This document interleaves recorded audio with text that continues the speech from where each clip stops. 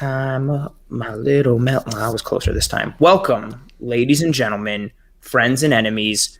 Not going to do a long-winded, funny intro on this one, naming a bunch of things and people and pronouns and things like that, because Greg and I are all business tonight on this episode of Disguised Coverage. And as I mentioned very quickly there, I am not alone on this episode of Disguised Coverage. If you're watching the video, you will see I am joined by Greg Tompsett from the Cover One Buffalo podcast. Welcome, Greg. How are you? Good. Things are good. And I love talking cap, and I love talking salary cap with other people who care about the salary cap. Aaron kind of pretends and plays along as though he's like, oh yeah, that's cute, and lets me ramble about things. I'm pumped to talk about it with somebody who gets as nerdy as I do. Yep, I'm a big fan of it. And to put things in perspective, I consider myself pretty knowledgeable in the cap, but Greg is the resident capologist here at Cover One. And to put it in terms, if we were a law firm, I think Greg would be one of the name partners in capology, and I'd be one of the junior partners that's on his way up, and it's about to be named partner when it comes to capology. And seeing as how the salary cap is a myth, this episode will probably take a minute and a half, 2 minutes. I think that makes sense. It's I'll break into my normal spiel here. So obviously people throw that out all the time, and honestly, I kind of get why people start to think that, because every team that gets backed into a corner all of a sudden gets out of it. They make their way out of it. It's a myth. It's not even real. Teams that, hey, the Saints are in a disaster and they extended Alvin Kamara. How can this even be real? So I always use the analogy. We all know the friends in college who had the really nice apartment and the nice car and picked up the tab at the bar and everything, and always you're like, where is this coming from?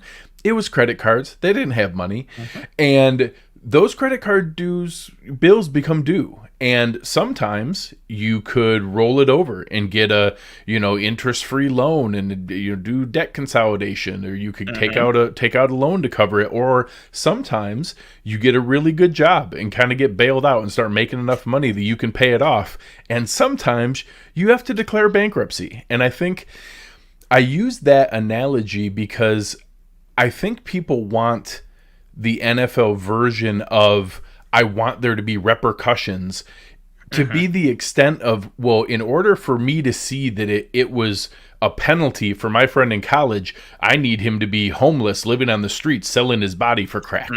And it's not, those aren't the only two options. When there are repercussions, that can mean entire seasons where you can't add any material players, or where you have to let players walk to sign with other teams, and that all those different things come along that, there are repercussions. It doesn't mean that the franchise folds or they literally can't form a team.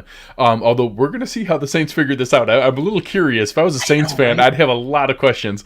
They're $100 million over the salary cap. Yeah, and I've played around with their spot track. It's going to be 3 dudes and 40 undrafted free agents. I don't know exactly how they're going to do it. But anyways, when people say the cap is a myth, what they really mean is the cap is way more flexible than people realize and that most fans realize. And we're now shifting from a phase where we had plenty of cap money and usually needed to overpay the Mario Williams of the world to come please take our money, to now shifting to a phase where we're going to be the team that teams complain about, or other fans complain about, that, hey, how did they just extend 3 different guys? They don't have any cap space. Where are they pulling this money from? Now we're going to get those creative cap gymnastics, and we're going to talk about that tonight.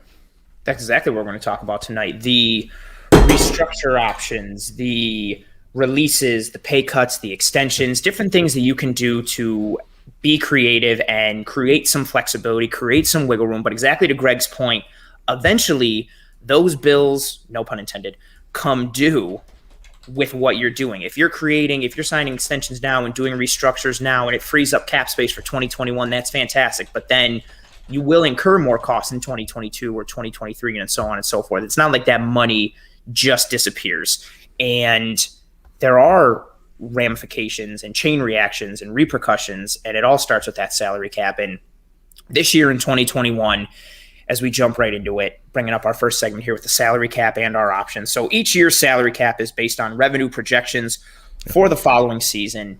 And obviously we had a COVID year in 2020, and that changed fan attendance and what teams were able to generate in the arenas and monetary value and all those things. And as such, we've come into this year with a much lower salary cap than anticipated. So the salary cap in 2020, the season that just passed, was $198.2 million. Projections were originally, as we entered 2021, that the salary cap floor would be $175 million. Now it's looking more like it could be around 180, with potential projections of ending up at 185 to 188. Yeah, so we've seen different things around there, and I mean, there was some fear at one point that if they didn't set a floor, this could get really, really ugly. Yeah. Luckily, neither the owners nor the NFLPA have any interest in that. There are teams that couldn't, if you went much lower, the Falcons, the Eagles, the Cowboys, the Saints, you would get closer to, there is an equation where if the bar got to a certain point, you literally couldn't field the team. So no one has an interest in that. No one wants, like actual craziness to happen. I wouldn't mind if that happened to the Cowboys. Well, don't get me wrong. There are people who would vote for it. Not enough that the vote would pass. Right now, what we're seeing is there was a rumor for a while, and not that I'm a sources guy, but I know a couple people. I was told at one point that it looks like it's 180. And then all of a sudden this week, that's creeped up a little bit. Now I've heard a handful of people that I respect say 185 to 188. And the biggest indicator for me is Mike and the team over at Spot Track has actually formally changed their projection to 185. So I am going to move forward up until March 15th, assuming it's 185, knowing it could be as low as 180. It could be as high as 188. That's the range everyone should plan for. I'm going to do my math as though things are 185, and if it changes, we'll adjust for that. Correct. And I'm glad you mentioned Spot Track. That is the source that both Greg and I use. They are the best in the business when it comes to market value and projections and contract accuracy. They are the contract equivalent of Vegas as far as betting odds go. They are the trusted source, and them pegging that cap at around 185, and any amount that it can go up is helpful to us. The original pre-pandemic salary cap we were looking at for 2021 was $210 million. Yeah, 210 to even 215. It could start going up by slightly larger clips. I know Bean commented on that. Most people projected 210 to 215. So that's a massive. You're looking at a 20 to 30, depending on how high it goes or how low the original projections were, so on and so forth. You're looking anywhere from a $20 to $30 million difference. And what the Bills find themselves in terms of their salary cap, as a lot of other teams do, but they're a little better off than some, like the Saints and the Eagles. They find themselves now being in a salary cap position where everything that they had done up to this point, they were planning on, okay, the salary cap should go up incrementally. And looking at 2021, we should be somewhere around 210, 215. So when we're signing people in 2019 and 2020, the thought is, okay, we continue to build. This is how much space we'll have. And all of a sudden now that bar has been lowered, and you're sitting with contracts and you're sitting with players, and everyone and anyone becomes someone that you have to look at and potentially evaluate, because every dollar counts. And if you're spending X amount of dollars on someone and they're not worth it, as we're going to get into in a bit with some players, you have to start looking at options like restructures or releases or pay cuts or extensions. And then you're calculating dead cap, and what does it look like for a pre-June 1st cut versus a post-June 1st cut? How much money can we save? All these mental gymnastics and all these numbers. But I guess before we get into the players, Greg, why don't you start us with where the Bills are currently in terms of where they sit with their players under contract, how much money, how much room do we have right now, and then we'll go from there. So again, assuming that the baseline's 185, the Bills are rolling over 3.7 and change, 3.771955. So $3.7 million, and that's the amount we're rolling over. So we're going to start with a baseline of 188.77 million. With the contracts the Bills currently have underway, it counts 54. You have to realize that a handful of those are the Nate Beckers and the Brandon Bryants and the Tanner Gentrys, which they carry over as though you're going to be at a full contract value. So, there's a lot of noise in there. There's actually, if you really want to play with it, and SpotTrack actually has a manage roster tool you can play with, where you can go in and pretend you're Brandon Bean and you're cutting guys and restructuring guys and taking pay cuts and stuff. And I do that more than any normal adult should. there's a lot of small ones at the bottom that you can actually play with that aren't going to be there. And when you take Jordan Debbie's $990,000 and compare it to an actual 6th round pick that probably replaces him, that's an extra $300,000. And there's a bunch of those little ones there. So just, we're not going to go through that level of granular detail here. That'd be crazy if we did, like, line by line. The bad news is, with that $188.7 million, we have $184.3 million in active contracts. So the cap that we have already counts at that level. And when you get into, for the offseason, until you get right up to the day of the season, they use a rule called the top 51, where you count the top 51 contracts, and you'll see sites like SpotTrack or Over the Cap does a nice job as well. You'll see the bottom ones below, they're kind of lined out. So it doesn't count the total. It just counts, hey, what are your top 51 contracts? And that's at 184.3. So no matter how you slice it, there's not a lot of extra space here. We're looking at about $3.8 million in cap space before we get into any other gymnastics. Correct. So that's where we sit right now, based on that 185 salary cap, which is what we're going to go and assume off of for this episode. So we're sitting there with the 3.8 and, 3.869343 if anybody cares or wants to be super particular or specific, which we like to do here. Every once in a while. And so with that, start looking at players, start looking at the roster, and what can we do? How can we create some space? What are our options? So that's what we're going to jump into right away. The Bills salary cap and our options. We're going to start here. Let's clarify a couple things for a few people first, because I know you and I deal with this a lot on Twitter.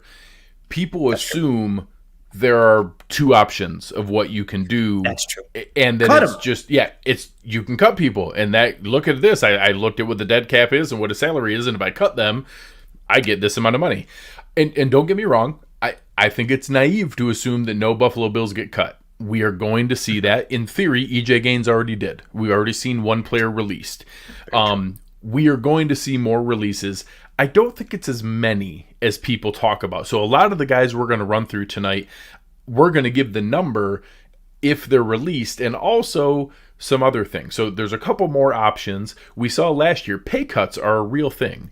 Brandon Beane is comfortable having difficult discussions with team favorite players. Last year he got Tyler Kroft and Patrick DeMarco and Star Lotulelei to all give just straight up pay cuts. They were not so we'll talk about another option in a minute with restructuring. They were just directly pay cuts. There was no benefit to the player. It was just simply, we're going to need you to take less money, or else we're going to have to release you. Hey, tough luck. This is just how it works. If you want to keep your roster spot, this is what we need. And the alternative is, or we'll have to release you, and we'll go that route. So he's very comfortable doing that. We saw it with multiple players last year. There are team-friendly extensions. We have a handful of players that are coming up on their final year of their contract. So we have guys who only have the 2021 season left. We're going to talk through some of them, where if we know we want them back in 2022, you can kind of backload a little bit of that money from a cap standpoint by converting some of their contract here into a signing bonus, giving them a 1-year contract at a reasonable number they would have agreed to anyways, and then splitting that salary halfway between this year and halfway between last year. That's also the way that team-friendly extensions, or that restructuring works. So that's the one we hear about other teams all the time, but where did they find this money? The Rams are actually really sneaky about it.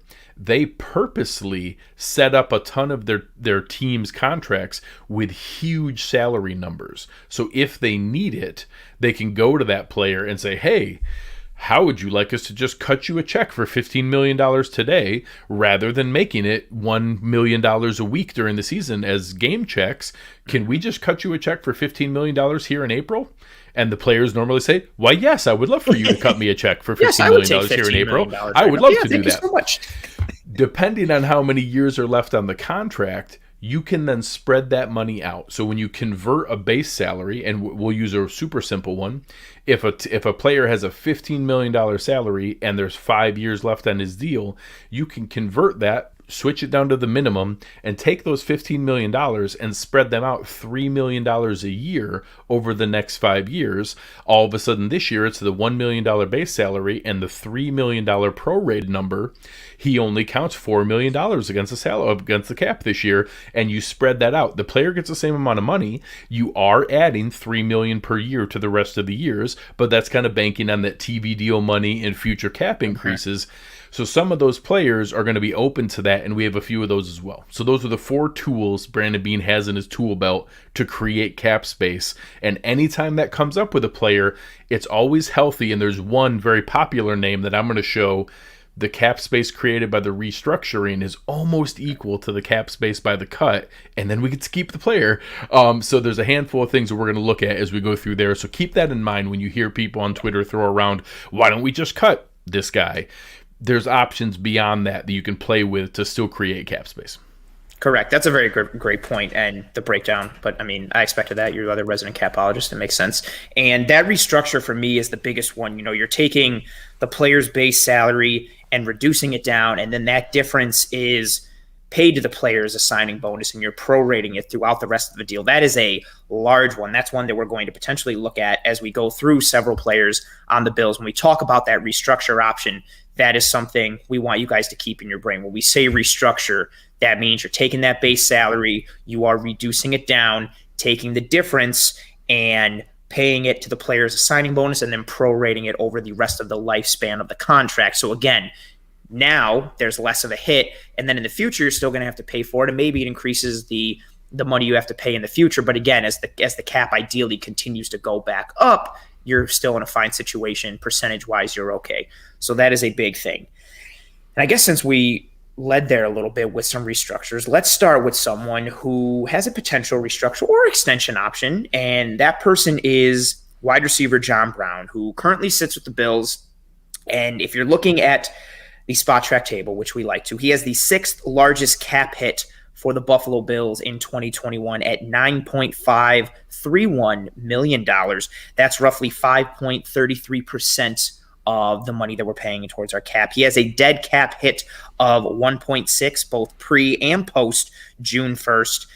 We know he played in only 12 games this year. He was banged up in several others that he played. He just didn't seem to have that same effectiveness. And for as big of a leap as he took in 2019, obviously the production that he had in 2020 isn't what we had hoped for or anticipated. But again, injuries are going to play a large part in that. But as such, you look at that cap hit and being in the top 10, being in the top 6, and then seeing the on-field production and value, that money may not warrant that level of production. So we start with John Brown, and let's delve into his contract and what we can do and what our options are.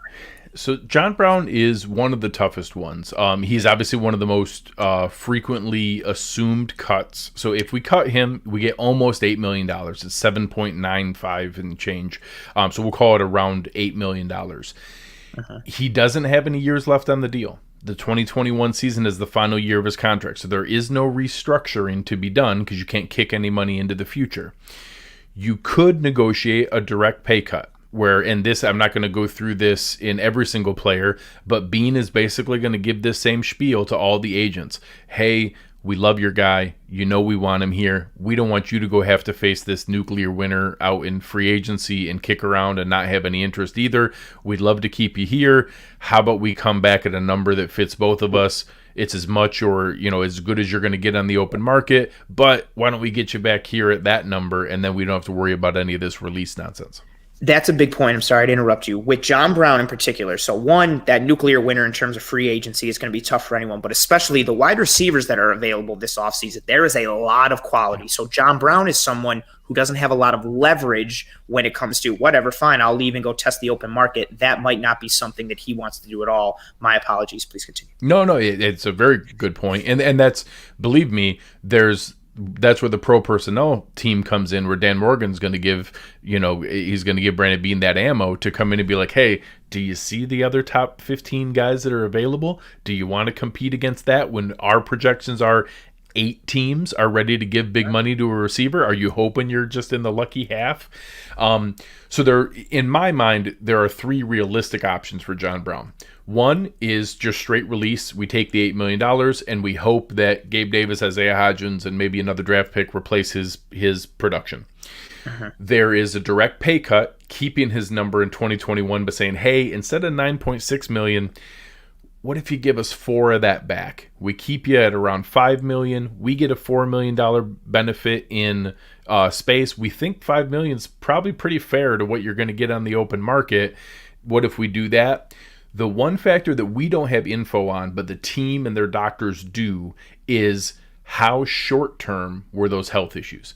If they think that those health issues were a blip and he's ready for more, they could also, the third option is a team-friendly extension, where say you only add $2 million on to the 2022 season, but you kick some of that money over, and that we all of a sudden make it a 2-year, $10 million deal instead of a 1-year, $8 million deal, and say, hey, we like you. We want to keep you here. We think you're about a $5 million receiver now, but we also think you're a $5 million receiver worth 2 seasons. Why don't we kick a little bit of that into the future? We're going to give you a chunk of that money as a signing bonus now and convert a big chunk of what you're doing here and kick a little bit of that extra into the next year. And we're going to do it at $3 million cap hit in 2021 and a $7 million cap hit in 2022, so that we actually get $5 million in cap space back. So those are the 3 options. I will be shocked if John Brown stays on this roster at the current cap number, but I don't think it's as automatic that he gets released as what some fans assume. That's a beautiful, beautiful point there at the end to wrap it up. And I second that notion. I don't think there is a chance that John Brown stays on this team and stays with a 9.531 cap hit on this roster in 2021. It's just not going to be there with the money we have available and what we need to do on the rest of this team. The injury piece that you mentioned is such a key part for me, because I like John Brown, and when healthy, I think he's a terrific complement for the offense. I like what he does, and as confident as I am in Gabriel Davis, I don't want to make that assumption that, like, okay, this second-year receiver is ready to just assume the mantle and jump into a higher volume role and see more snaps and deliver regularly. I like what John Brown offers, but I want to see what your take is on this as well. I like the option. For me, releasing him is the last-ditch effort. I would like to extend. I would like to restructure with him as much as possible, play ball with him as much as we can. He's a good team guy. He fits in well with what we do. He's got a good rapport with Josh. And that injury piece is what really is going to do it for me. Because if it's some things where, no, it was a couple blips on the radar, he'll be fine. But if it's something that we think will trend, then I want to see that contract either reflect that injury aspect in terms of being a lower value or having more bonuses worked in terms of playability and snaps and production. 100%. Or, as terrible as it sounds, then I would push for more of the release because of the money we save and the fact that he may not be able to deliver what you're needing or expecting from him. But what would you like to see? So he has the least leverage of any of the candidates we're going to see here. And there's 2 things that play into that. One, he has one of the lowest dead cap hits of any of the guys that we're going to discuss tonight with the highest salary. So it's $8 million savings is the highest of any player that we can go after here. He is the highest potential savings on the entire roster. Yes. You combine that with, we just had 2 draft picks at receiver, one of which far exceeded his draft slot, and Gabe Davis showed a very high potential for future production, and another one that some people liked more than him coming out out of the draft, and some people had Isaiah Hodgins rated higher than I Gabe love Davis. Isaiah Hodgins so much. It's a really rough spot for John Brown that I think the health is the factor. We're not going to know the answer to that. If the team feels like he can come back, they'll offer that. If they're worried that these are now just the nagging issues of a 31-year-old receiver that aren't going to get better, the release is in play. So I don't think it's as automatic as some people assume. It is absolutely in play and an option. Yeah, big time, especially with a receiver who's a lot of his game is predicated on that speed and his wheels being healthy and greased up. And if his wheels are a little rickety, that's a tough thing for someone of that nature. We're going to stick on the offensive side of the ball and move into someone who made some noise last night. Yeah. Some people reported that Lee Smith, tight end extraordinaire for the Buffalo Bills, massive receiving threat that is Lee Smith, huge, always going downfield, just high points the ball tremendously. He spoke in an interview, I believe on Nashville radio, something like that, and it was incorrectly reported that he was retiring, but it ended up being that he was considering it. He was thinking about, shutting it down. But let's talk some Lee Smith, and his most likely option, as terrible as it is to say, is looking like a straight up release. So a couple things just on the semantics of it. You guys saw this when the terrible news came on Eric Wood. In the NFL, there is no designation for retire. Retire is not a thing. If somebody's under contract, you have to release them. A player can't retire and do some gracious benefit to the team to give money back. Oh, don't worry about it. It doesn't work that way. Retire equals release. Now, the fortunate part is Lee Smith has no dead cap, so when he retires and or gets released, it's just $2.25 million in savings. He's obviously a locker room favorite. He is a leader on the roster. You hear so many guys talk about him and the benefit he has in that locker room. Yeah.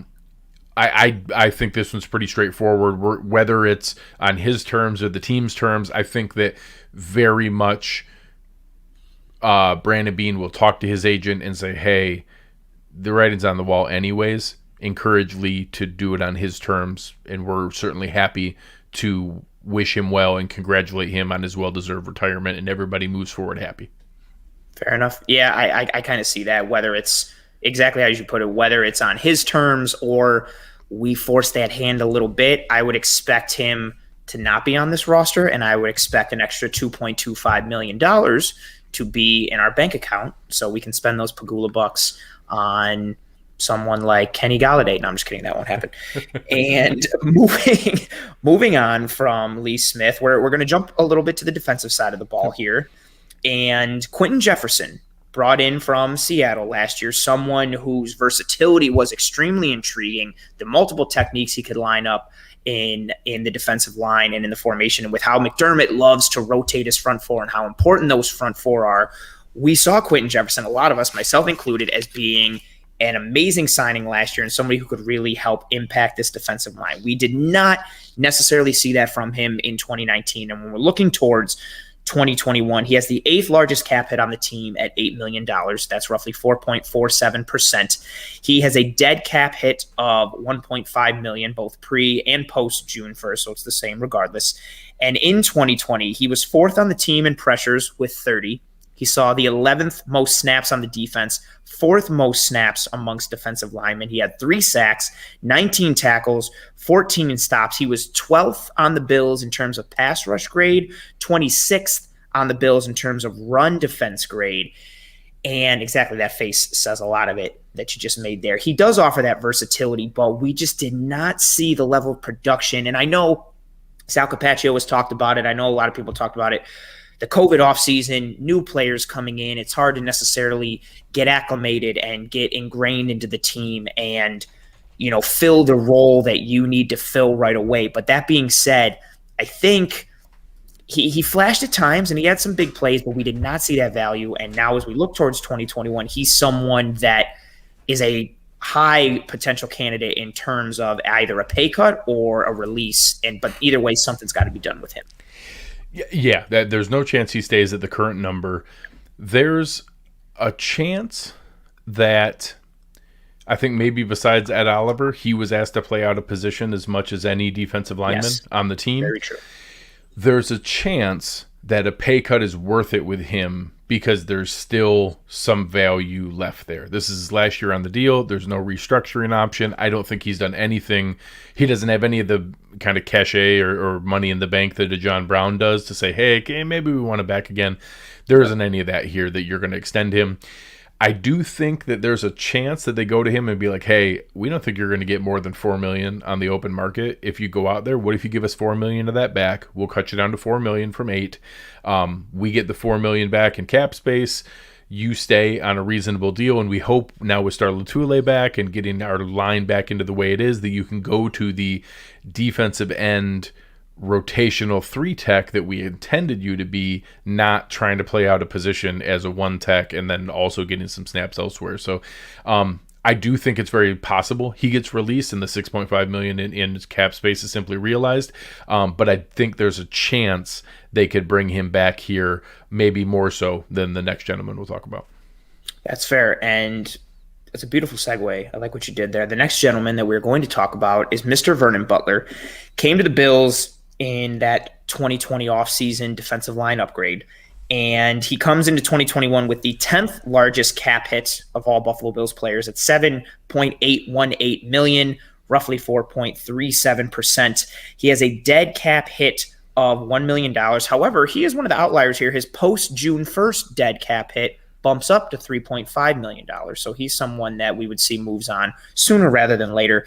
He was 9th on the team in pressures with 18. He had the 13th most snaps among defenders, 5th most amongst defensive linemen, no sacks, 11 tackles, 10 stops. He had the 22nd best pass rush grade amongst all Bills defenders, the 16th best run defense grade. He flashed down the stretch. He had a couple big plays against San Francisco. He had a nice blow up of a guard in the game against Pittsburgh on prime time. Again, he did some nice things down the stretch, but another person whose value, I don't want to say value, whose on-field production in 2020 did not match the monetary value that he was accruing off the field. And as we come into 2021, again, someone that must be assessed, and as a lot of people are blowing up the chat already, Butler gone. We see a pretty realistic option of him being released given the $6.8 million it would save. So there's a couple factors in play here. The reason that you see his dead cap number increase later is he has two factors coming up here that are significant. He has a $1 million roster bonus due on March 21st. On that same day, March 21st, $1.5 million of his salary additionally becomes guaranteed. With the return of Star Lotulelei, I think Vernon Butler is the most obvious cut here. If they hesitate or wait on him, it's $2.5 million additional money that they'll owe. That's crazy. There's no chance that they're going to do that. He's the one that I think there's I suppose it's feasible he could renegotiate those numbers and they could do a restructuring of some kind with a pay cut. So I guess it's not impossible, but he doesn't offer the versatility that Jefferson does with Star coming back, and that Butler had some moments. He had a stretch there maybe in the third quarter of the season, from whatever you want to call that, game 9 to 12, that range, that he had some moments where I was like, hey, maybe we found something here. But then he faded down the stretch again, and I wasn't terribly impressed with him through the playoffs. I think he's one of the easiest ones, and that $6.8 million goes a long ways towards some of the guys we'll talk about later in the show. Big time. That's a significant amount. That's 6.8, and you hit it right on the head. The hat that he wears, its value and the uniqueness that it has to him, it lessens with the return of Star Lotulelei, and he does not have the versatility up front that Quinton Jefferson has. So someone that you would be like, okay, let's see if we can play ball with Quinton Jefferson a little bit because of what he can do up front. Butler does not offer that same type of versatility and that same type of gamesmanship and maneuverability up front. And we'll stick with the theme of defensive linemen that were added in the 2020 offseason and move on to Mario Addison, who is another hot button topic for a lot of Bills fans who are immediately just like, cut him, he's terrible, throw him into Lake Erie. Mario Addison, this one's a high one, top 5 in terms of largest 2021 cap hit. He has the 5th largest cap hit in 2021 at $10.162 million. That is a 5.68% hit. That is very large. He has a dead cap hit of $4 million, but a post-June 1st cap hit of $2 million. So it goes lower. He was second on the team in pressures with 45 in 2020. Jerry Hughes, for reference, was first with 66. So he had 21 less pressures than Jerry Hughes. He had the 7th most snaps amongst all Bills defenders, the 2nd most snaps amongst all Bills defensive linemen. He finished with 7 sacks, 28 tackles, 23 stops. He was tied for 13th on the team in pass rush grade, 25th on the team in run defense grade. We saw that a lot through the film and through the All-22 tape as we dug through this year at cover one. We saw his ability to not set the edge. He didn't generate the value that he was accruing, much like Vernon Butler, that he was accruing off the field. And for me, this one was a disappointment. I thought when we signed Mario Addison, I liked what he offered. Yeah. Jerry Hughes, I think he's always underrated, but I thought Mario Addison had a chance to become our best pass rusher. He had double-digit sacks, I think 3 out of the last 4 seasons, coming in between 10 and 12 sacks a year. I thought he could do the same thing. I thought he would have a nice home and a nice fit in a McDermott defense, but we just didn't see that value from him. And given how high of a cap hit that he has in 2021, what are you foreseeing here for our friend Mario Addison, who, again, a lot of Bills fans think we should burn at the stake and throw his remains into the lake? So the challenge is some of those numbers you listed. It's not as clean of a number. There's not the obvious messy savings as the other guys. There's a $4 million cap hit. It decreases after June 1st, but only because you kick $2 million of that to next year. You still have $4 million in dead cap, whether you do it all this year or go later. There's a couple scenarios where Mario Addison is a guy that I could see being released because we have another guy we want to go after. I don't think he's one you just release with anyone currently on the roster that we're just ready to do. We have 4 defensive ends. We need 4 defensive ends. I'm ready for AJ Epinesa to take a step forward. I'm ready for Daryl Johnson to maybe take a step forward. We still need a 4th guy. We still need that, and Mario Addison is still our second best pass rusher right now, like it or not. If people throw around names like Von Miller and J.J. Watt and things like that, I don't think those are people in play. But in theory, if we were to add someone like that, I would take his $6 million in cap savings and give it to somebody else. Mm-hmm. I would only want to do that if we were bringing in another starting caliber defensive end, whereas I think we can cut Vernon Butler and just give his snaps to Harrison Phillips and Justin Zimmer and have really very little drop-off, and we already have those guys on the roster. So Addison is not an obvious one for me, only because his agent did a good job with his contract, and there's not great savings by moving on from him. If we go and remove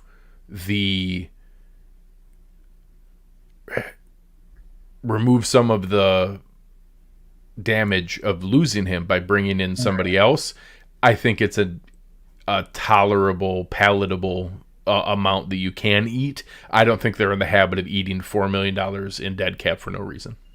That's a really great point. I've seen his name thrown around so much when it comes from a lot of Bills fans, again, as we've seen, pretty reactionary as a whole when it comes to the cap of, and we made the joke earlier, like cut him, release him, he's done, blah, blah, blah. We've seen that for a lot of guys. Mario Addison's been another. You hit it right on the head. His situation is very messy. It's not as clean as he's got a $1.6 million dead cap hit, which is nothing. So let's release him and save $7 million. It's murky, it's messy. And then when you add the positional value on top of it, again, when it comes to that defensive end position, you've got Jerry and you've got Addison and you've got Epinesa and you've got Daryl Johnson, but there's not a lot of proven commodity there other than Jerry Hughes, and Mario Addison, to a degree, is probably still, like you said, our second best pass rusher. And unless we're looking to address that in the first round, or potentially second, but first round, there's a lot of impact guys hoping they get there, but you may have to fill some other needs. It's a murky situation.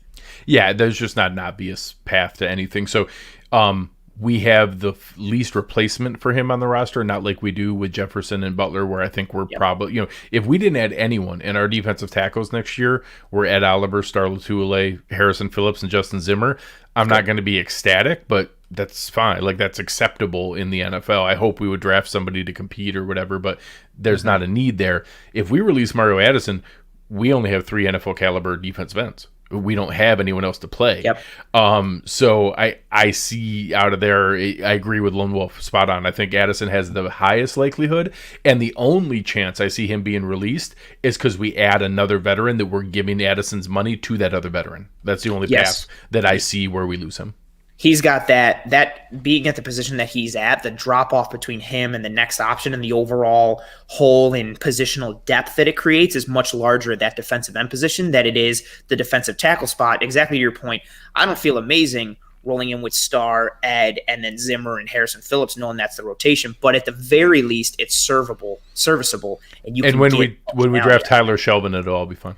Oh, your boy from LSU, he is a large man. He's the biggest human ever. That's great. He's huge, and yeah, you had a great point earlier in discussing some things with some people on Twitter. The J.J. Watt wish list has been massive. I agree with you. I think if he goes anywhere, which it looks like he's going to go somewhere, I think he joins his brother in Pittsburgh. But if there were a scenario that exists where like, oh yeah, we're going to eat Mario Addison's dead cap and then use the $6 million that we save and apply it to the J.J. Watt deal who's coming in on like an $8 million cap hit for the year, I'm like, okay, that's fine. Let's take it and put it to something else. Sure. But if it's just straight like, it again, you said it, like Bean is very smart when it comes to the financial analysis aspect of his role and his job and just eating that money, knowing the void and overall depth it creates for that position. I see that being a very hard one as well. So we're aligned on that, as we usually are. And moving on, we're staying on the defensive line. Let's talk a little Jerry Hughes. I alluded to him in the year that he had. I think he's someone who is consistently overrated, ironically, not just by like regular fans, but by Bills fans as well. But he led the Bills in sacks again. He had a strong year. He continues to deliver and climb up the Bills' all-time sack record charts, and he's had big moments. He had a defensive touchdown this year. He sealed the edge. He's not the force that I would say he was when he was in his prime, but he still offers so much value both on the field and in terms of locker room leadership. But what are you looking at and thinking about for Jerry coming into this year? So anyone that you see talking about releasing Jerry Hughes is a cotton-headed Ninny Muggins and is someone that you should mock aggressively in public. Sit on a throne of lies. So Jerry Hughes is our best pass rusher, our best defensive lineman, and probably our top 2 or 3 best defensive player. He's not young. He's not getting younger. He's still playing at a very serviceable level, and we've seen that from several guys in the past. You know, the Jared Allens and Michael Strahans, and defensive end is a position that ages more gracefully than I think a lot of fans realize. I'm looking to extend Jerry Hughes. I'm not looking to get rid of Jerry Hughes. I want more than just this season. I would gladly offer him a 1-year extension on top of this year and have him help us out a little bit. You know, hey, can we give you a little bit of this year in a signing bonus? We'll give you another year added on. You know, not something crazy, but how about we add another year at $8 million? You know, that's kind of the going rate for a veteran, aging, but still productive defensive end. How about we add another year in 2022 at $8 million, but we kick a little bit of this year's salary as a signing bonus. We'll give it to you right now. We'll kick it into next year. You help us out with $2 or $3 million in cap space, and we keep you around for another year. I think if you work that kind of thing out where he sees a little bit of security into the future, he'd be willing to do that. And I think it'd be crazy not to. Completely agree. I don't see a scenario where Jerry Hughes should be off this roster or needs to be off this roster. I second that notion. Let's get him an extension. I like what he offers. And again, just from what he means to the team, but also this is a scenario of his on-field production isn't being matched by anyone else on the team. And with what our options are, it's not easy to just go and fill his role at some affordable option that we can have. He's somebody that it really, there's very few players that I genuinely get like upset about when someone has a take on them, because I recognize everybody's got opinions, but the ones I was very surprised for the Jerry Hughes hate to come through and just be like, he's done, get rid of him. I'm like, the year that he had was really good. I don't know if we're watching the same game. And yeah, so that's in our system, like Tyler talking about how critical it is for Epinesa to take a step forward. That's very real. Ideally, by 2022, we've added someone here where Jerry Hughes is our 3rd defensive end. Correct. And a rotational guy who's just really valuable. You know, look at the stretch. I'm drawing a blank. Chiefs pass rusher who went to the Colts. Justin Houston. Justin Houston has had a really nice end of his career in that mode where you don't need to play 60-70% of the snaps anymore. Just come in and play some really good high leverage snaps for us and make a couple big plays here or there. I think Jerry Hughes could have a whole last phase of his career here that we haven't seen yet, that he doesn't need to play 60-70% of the snaps. He can still be productive and add that.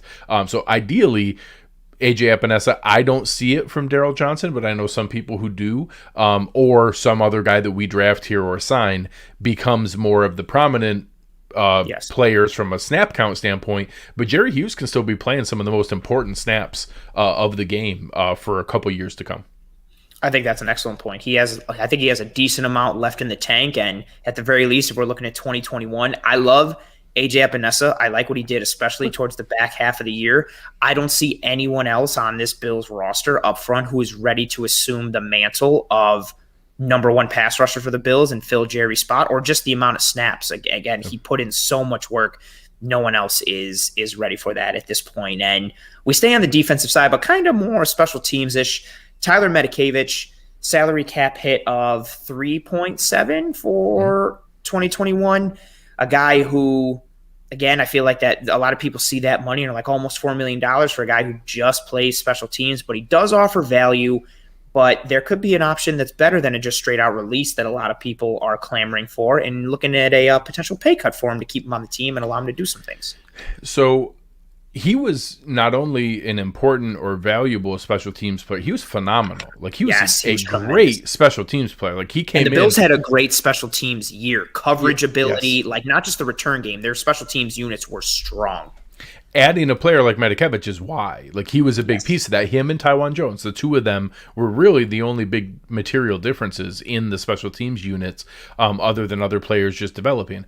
So I don't necessarily want to release him. You can't bring him back at that number. And his agent knows that. If we release him, he's not getting that number on the open market right now. So I think he is an obvious pay cuts candidate. Also not crazy, maybe an extension candidate where you kick in a couple. Hey, how about we add another year also at 1.5 million and we give you 2 years at 3 million, and you give us back about 1.5 2 million of that in some cap space that we need. You don't have to go fight for it on the open market, and we're able to keep a valuable special teamer that I don't want to go anywhere. He's a really nice player to have in that role. So I'd love to find a way to keep him. We can't keep him at that number. That's just not feasible in this market. No one would give him that number in this market right now. So I think Bean will take care of that and bring him back at a healthier number.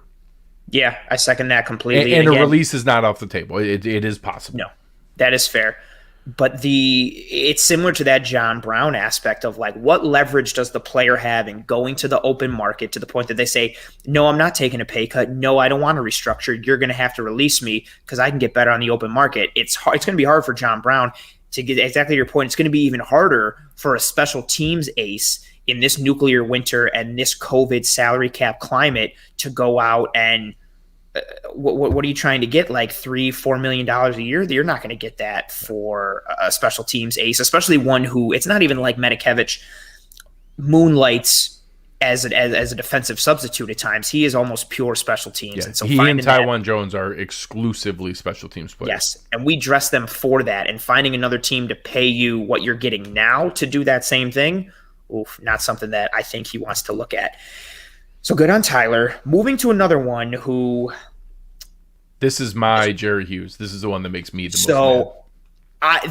This one is mine as well. He's higher than Jerry Hughes for me because I've invested a lot of time into the offensive line tape this year, and especially after Eric Turner and I broke down the awesome Bills job, by the way. You guys did a phenomenal job. Thank you so much. There was a lot of tape that we went through. Eric even more than me. There was a lot of tape, man. I was up till like 2 a.m. like every night just being like tape. But I like what Mitch Morse did throughout the year. And that's what we're talking about, Mitch Morse. I blew the lead in. Mitch Morse is someone who I already valued. And then going through the tape even more, I really like what he offers. And I know there was the drama of like, he's sat and he's not one of our best guys. And is he hurt? Is there some ulterior motive? So on and so forth. And people are clamoring for him to be cut. Mitch Morse is the anchor of the offensive line. He does so many things tremendously well. His mental ability to play the position is so tremendous, and that's something you need in your center, in addition to his flexibility and I'm not talking about like cap flexibility. I'm talking about his like physical body flexibility, the way he's able to move, his pulling ability, his ability to fold and lead, and his combo block ability, play recognition, defensive front identification, what he means to Josh. He is someone who I do not want to see gone under any circumstances. And like you, I get very heated when people call for his head. However, I understand the reasoning behind it, and I see a situation where he potentially could be released, but I think a restructure is more likely, and I know you do as well. Yeah, there's a couple different things. I get it. He had his 6th documented concussion. There was a game coming up right before the bye week with Arizona. I was projecting it the entire time that, hey, they're going to sit him here. He gets 27 days off before he plays again. It's crazy not to let him rest here. Then all of a sudden, some questions started badgering McDermott on a press conference, and he said some weird stuff. Yeah. And everybody remembers pieces of it, but not the other parts. So he also said in that same press conference that he was not benched, and that he says a lot of things are a coach's decision or that he doesn't want to get into, and he uses those vague coach speak things, and that turned into that he wasn't one of the best 5 linemen and that they wanted to roll with something when he also got their wrist slapped last year for not disclosing injuries with Jerry Hughes. And if he was technically cleared from the concussion protocol, he can't say that they're still resting him and trying to wait more. Correct. And it's just all those different things. I think it's crazy to read into just one press conference that all of a sudden we know John Feliciano should be the starting center instead of Mitch Morse. John Feliciano is not that good of a center. He's a pretty good guard who actually struggled a little bit this year. If we move Feliciano to center and give him Mitch Morse's money, which by releasing him we would save $5 million, if we gave that to John Feliciano, we just got worse at 2 positions because now we're worse at center and we're worse at guard without Feliciano. There are a couple things. Mitch Morse has multiple years left on his deal. If we restructure his deal and just shuffle around his base salary, we can save about $3 million. If you're telling me that we can restructure that to save $3 million, or we can release him to save $5 million, give me the $3 million and keep Mitch Morse. What is wrong with you crazy people? I think people see the initial, like McDermott. I think people try to play detective and see the comments and are like, McDermott doesn't like him, and or he's bad, or there's some ulterior motive. And then they look at the salary cap stuff and they see that he's got the 4th highest cap hit, and they see that it's over $10 million, and they see that he's had a concussion history. And I think he just gets thrown into this bucket of, we can get rid of him, we can be fine. And I highly disagree with that. There's a reason that he became the highest paid center in the league when the Bills signed him. He helped transform that offensive line. He is so valuable. And you guys talked about it in the film breakdown. We did a disservice to him by playing all this zone and not using his ability to get out in space in a gap scheme where he might be the best pulling center in the NFL. He's awesome out in space. Maybe with a full offseason and a regular training camp, we can get back to more of that gap scheme, which helped the run game in 2019 and hurt us pivoting away from that in 2020, and also plays into, maybe Dawkins has surpassed Morse as our best offensive lineman, maybe, but plays into one of our 2 best offensive linemen's skill set by getting him out in space more. 1,000%. I literally was going to that, and I was going to say, I'm not trying to plug something that I also you guys did an awesome but job with it. Thank you very much again. I appreciate you.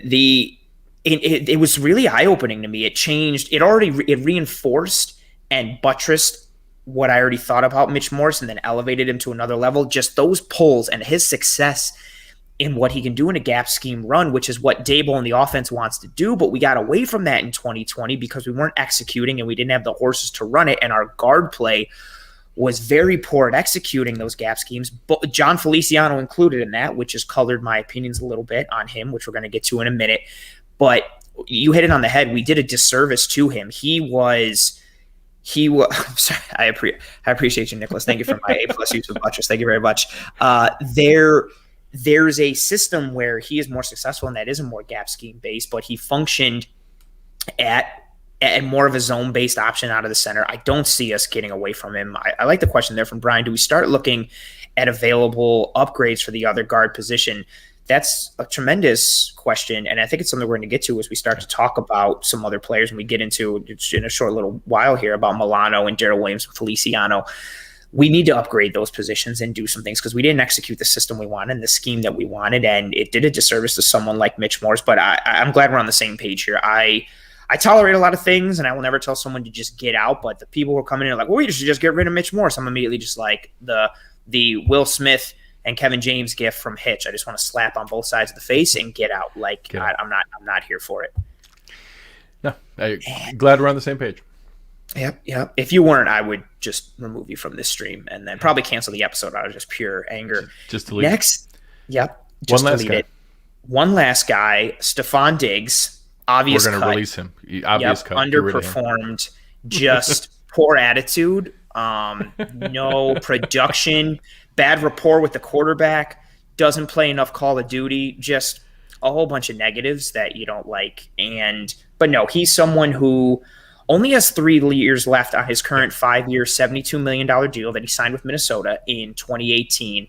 And similar to Morse, who only has 2 years left on his 4-year, $44 million deal that he signed in 2019, this is someone who we'd like to stay around, for obvious reasons. And so a restructure, but even more important than the restructure, an extension to keep him around longer term, but also save us some cap space now and maybe accruing more cap hit in the future when the cap goes back up and it's not as severe, is a very likely option and something we should aim for when it comes to Stefon Diggs. Absolutely. So you're talking about 3 years left at around $37 million. He got a healthy chunk. So the 5-year, $72 million deal was a good deal. It's not like he was underpaid or anything like that. But now you're seeing receivers with, Michael Thomas, Julio Jones, DeAndre Hopkins, all getting that $20 million range.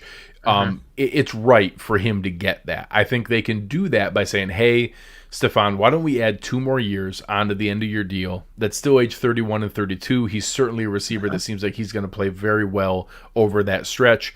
We're going to put both of those on at $20 million a year. We're going to add a 2-year, $40 million extension. Your agent gets to tout that as a 2-year, $40 million extension in new money.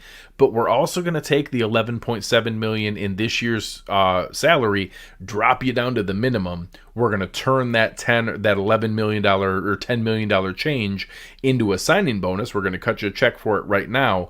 And then now that we've now added 2 years, we now have a 5-year deal. We can spread that $10 million signing bonus out as $2 million each year over the 5 years.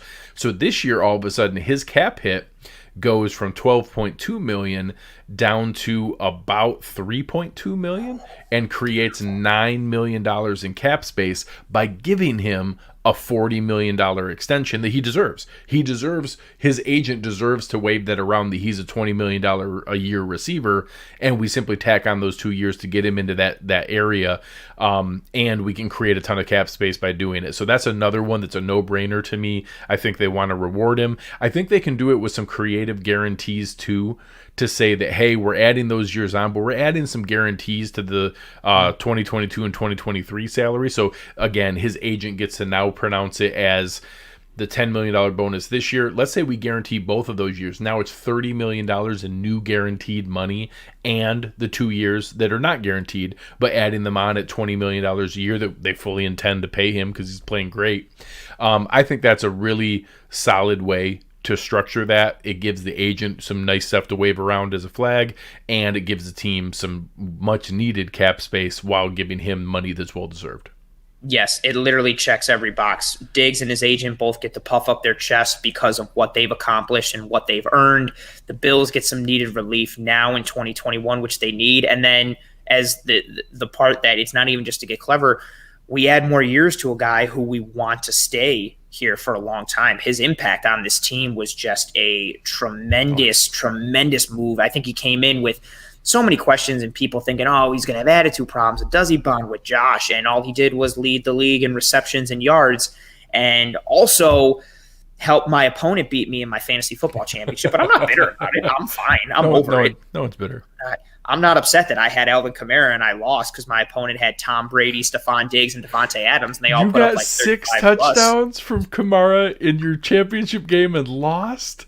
Yep, I also had Kyler Murray, who got nothing, and yeah, he had Brady. He had a really great team, but it was highlighted by Diggs, Brady, and Devontae Adams. That was the Brady week where they played the Lions, and their whole defensive staff was gone. Gosh. So he had they put up 42 points in the first half. Yeah, I lost. And the year before, I had Michael Thomas, and I lost in the finals going into Monday night. I had Mike Boone, and my opponent had Aaron Jones, and I lost by 2 points because of Aaron Jones's 60-yard touchdown with 9 left in the fourth. That was just garbage time and not needed. But I'm fine. I'm not you don't even remember it at all. No, I don't remember it in horrid, vivid detail, and I don't stay awake at night because I'm still super bothered by it. I love fantasy football. Yeah. But yeah, Diggs is a monster. great impact. And it's nice to know. I think that's the thing that I really enjoy talking with you and driving home for the people watching, is that there are things that we can do to alleviate some of the tightness we feel with the cap, but it also makes sense from a roster standpoint. And it's not just like, well, we need to do things because we need to save money. No, there are things we can do to save money this year that also make sense for the good of the team, both on and off the field. And Stefon Diggs is one, Mitch Morse is another. Now we start to shift focuses a little bit. We start to, Greg said, okay, and he leaned back in his chair because he knows we're about to switch. Oh, he's adjusting himself again. This is big time. This is important time. And I've changed the graphic if you're watching up on the video. Matt Milano, Darrell Williams, John Feliciano, the three big. There's a lot of unrestricted free agents for the Bills. I believe we're down to 14 now as of this moment, unrestricted free agents. But it is headlined by Matt Milano, Darrell Williams, and John Feliciano. What do we do? What are our options for them? We're going to start with Matt Milano, who, according to Spot Track, his market value is $13.8 million average annual value. They have him pegged at a 3-year, $41.479 million deal, which would make him the 6th highest paid outside linebacker in the NFL. Realistically, he's going to see a contract somewhere in the neighborhood of $12 to $14 million with an average annual value. Greg, let's talk about it. Let's talk about some contract options for Milano. Is he worth it? Should we give it to him? Should we sign Alyssa Milano? What are your thoughts? Interesting option. So PFF had him at $11 million a year. I've seen a couple people at $14 million a year. I think it's in that range. I will be a little surprised if he gets all the way to 14. I think that gets talked about a lot. This is not great timing for that to happen. I think that every team is going to use the injury concerns as a negotiating ploy against him. He hasn't had any Pro Bowl seasons. He hasn't had any All-Pro seasons. He doesn't have some of the normal things that an agent's going to use as negotiating leverage. I think it's closer to 12 million is where I've been around that the whole time. And at times I've had 3 years, 36 to 39. I actually think the team is going to approach him more from an angle of longer-term security. We want you here long-term, but we need you to help us out a little bit. I think they're going to lean more like a 5-year deal at 55 to 60 million, where they're going to, hey, it's 11 or 12 million, but you're getting better long-term security. They will have some games played escalators that could guarantee the following year's season. That, hey, you can include some additional guarantees that trigger future year guaranteed money as long as you hit X amount of, 15 games played plus, something like that, that will go through there, or a snap percentage of play. So I think you can do that. When you look at that, you can also mess around with some different things. So say you do that 5-year deal and you make $15 million of it a signing bonus. So in the first year, he's getting $15 million in cash, and you make it a $3 million salary. So he's getting $18 million in the first year. Everybody's happy about that. But all of a sudden now his cap hit is only $6 million in the first year. And the remaining years aren't crazy. The remaining years are only $13.5 million. So it's still within the range of what you were looking to pay them. So you're able to structure it in that way that you can bring him back. And this is the one where I've seen a lot of people talk about, well, he's going to need $13 million a year. We can't add that. The average annual value, you see people talk about AAV, and it's the average value over the life of a deal. That's not what each year's cap hit is. Correct. You're able to structure it in a way that you're able to bring him back without eating up. We just went through 9 different guys that we can create cap space with. We're not looking to give it all to one guy here. So all of a sudden now you can re-sign and bring back Matt Milano purely with the savings from cutting Quinton Jefferson or cutting Vernon Butler. And now all of a sudden we're equal for that year. And I know that Lone Wolf talked about it here. It's not kicking too much down the road. You're making the future years at $13.5 million. That's not an insane number. $13.5 million is a reasonable deal in the future. It's not like we're bloating some weird $20 million, poison pill in the future that we can't afford. You're able to structure it that way, make it healthy. You're going to hear that same logic from me in the next couple guys. But I think it's very feasible for Milano that they can bring him back on a deal, extend the life of it a little bit, keep him here long term with the Bills, make it palatable for him to fit here in 2021, and then move forward, being able to still afford him in the future years. I love it. Again, you're going to hear this a lot from me. I I second what Greg is saying on this topic here. I think Matt Milano is tremendously important to this team. The Bills, the linebackers in a Sean McDermott defense are tremendously important. Their range, their coverage ability. Matt Milano's been one of the best coverage linebackers in the NFL the last several years. I believe from 2018 to 2019, those 2 seasons, there were only 3 linebackers in the NFL who were better in coverage than him. One of them was Levante David, who's an all-pro almost every single year. And Milano does a lot for this defense. His role is very important. And this is a massive domino for me because if we don't sign Matt Milano and he's gone, addressing his position in free agency or with ideally our first round pick in the draft, depending on who falls, that for me personally becomes priority number 1. Because I think granted it could happen, I don't think we lose both Milano and Darrell Williams. Those are the top 2 for me. I think if we get one, we could potentially end up with both, but I don't think we lose both. If we get Milano, maybe we lose Williams. If we get Williams, we probably lose Milano.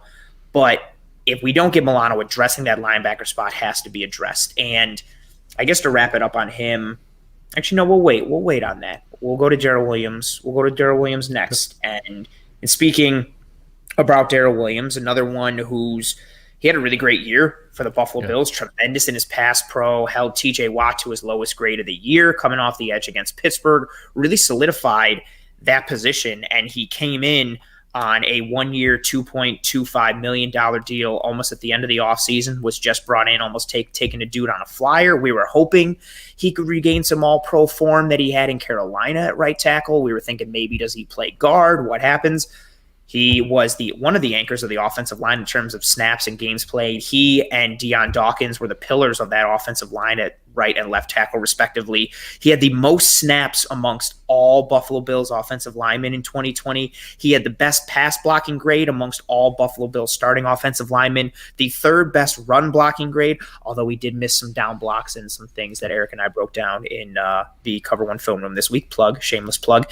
And anytime in his run blocking grade, he was only behind by like 1 or 2 points behind Deion Dawkins. So he had a phenomenal year. He had a very good year. He did show some deficiencies in the tape, but he only allowed 29 pressures in 19 games. He held up great against Baltimore's edge rushers. We mentioned what he did against TJ Watt.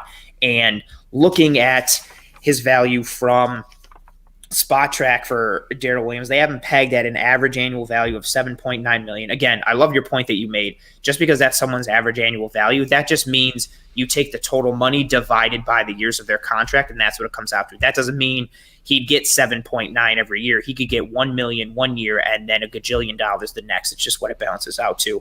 So Darrell, also gajillion is a real number. I looked it up before this episode in prep. So Darrell Williams, Spot Track has him pegged at $7.9 million average annual value. They have his contract for this year in a potential deal, a 2-year, $15.722 million deal, which would place him 10th amongst all right tackles. I know you've got him pegged at a little bit of a different number, and he's someone that we would like to see stay around because of his production. Yeah, so he's a tough one for me. There was a point at the mid-year point, PFF had him as their all-pro right tackle.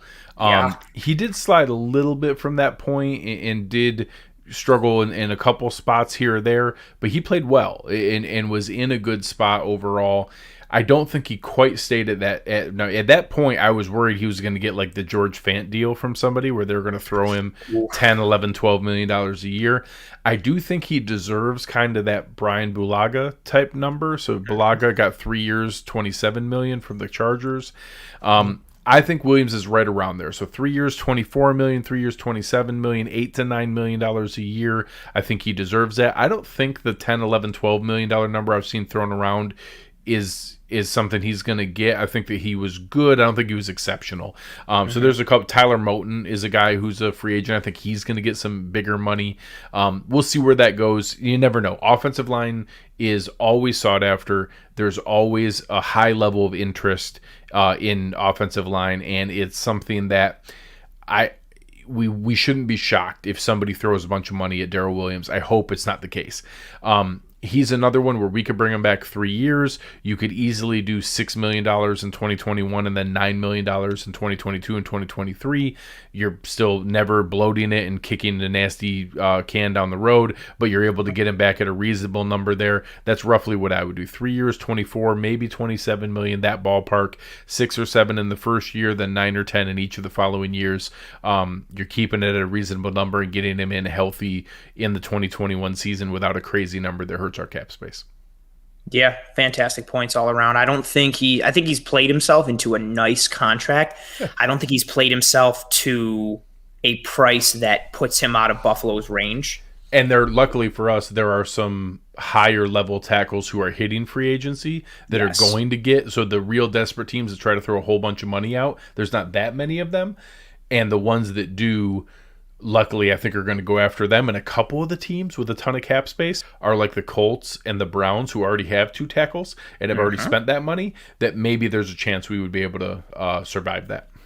Yeah, and the chance of him coming back, I think, is high based on what he could get on the open market. My question for you, I was going to ask it before we started talking about Darrell Williams. If you had to choose, granted, given the monetary value they would come back with, because this has been a hot topic debate amongst all Bills fans, if you could pick, you can say you could only pick one. If you could pick Matt Milano coming back at the contract we talked about, 5 years, $60 million, or Darrell Williams coming back at the 3 years, $24 million, what would you pick and why?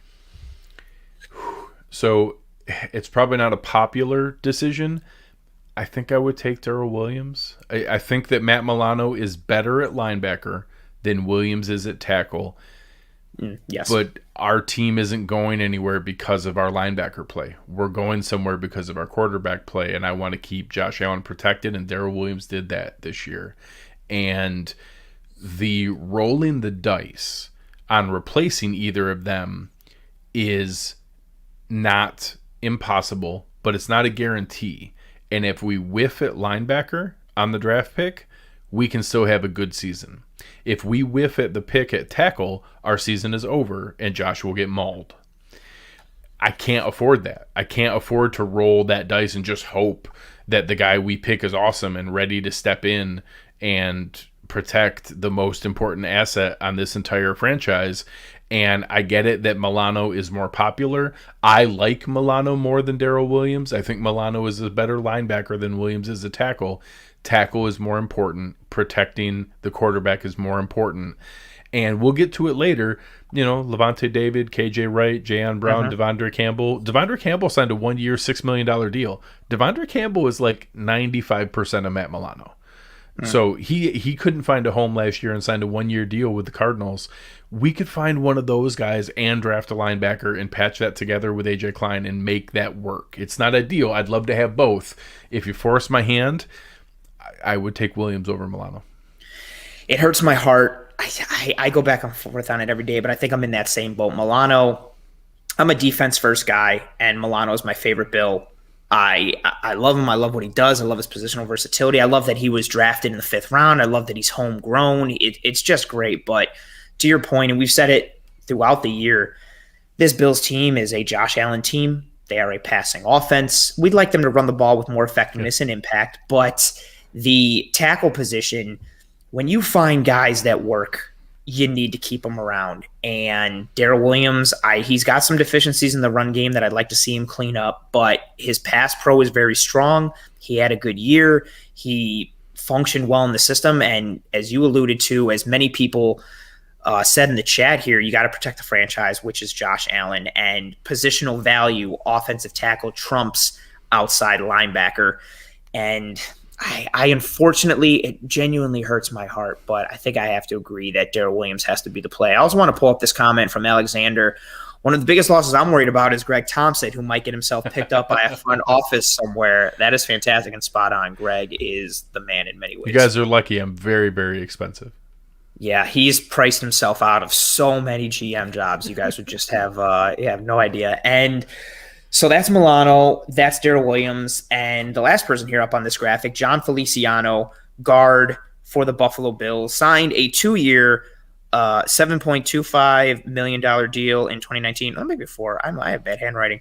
He had the top run blocking grade amongst Bills starters, but in going through the film, he really did struggle in a lot of ways and missed some assignments and just didn't have that athleticism that the Bills' offensive line needed up front. This is what's really killer. He had the 27th pass blocking grade amongst Bills players. That obviously includes more than the offensive line. And that grade is lower than Bills Mafia person that everyone loves to hate, Brian Winters. His pass blocking grade was worse than Brian Winters. And everybody loves to throw around how bad Winters is. Feliciano was worse in his pass pro than Winters was. He had 32 pressures allowed in 12 games. That was second on the team, but he also played less than Deion Dawkins. Dawkins allowed the most pressures, but with 36, but Dawkins played in 7 more games than Feliciano did. We saw Feliciano get eaten up against the Chiefs. I'm torn on this one as well. I love what Feliciano brings with his attitude, his mentality, his leadership, his toughness. I love that he was right there to smack somebody in the mouth when they kind of gave Josh the business in that Chiefs game. I love what he does from a toughness and just all the non-on-field things. But when it comes to on-field execution and athleticism, I think he's been priced a little bit too much for us. Spotrac has him pegged at $8.4 million average annual value. They have him somewhere in the range of a 4-year, $33.489 million deal. That would pay him as the 17th highest paid guard in the NFL. And I know you've obviously got some thoughts on what we could do for his contract. So what do you think of potentially bringing Feliciano back? What value would you like to see it at? And what kind of priority do you give him? So if he gets that number, there's no chance. If somebody offers him that 4 years, $33 million, there's no chance. That's just far outside of where I think his value is. And if somebody else sees that, God bless him, go get that money. If we can get him back at the Quinton Spain deal, like that 3 years, $15 million, maybe 3 years, $18 million, the $5 or $6 million.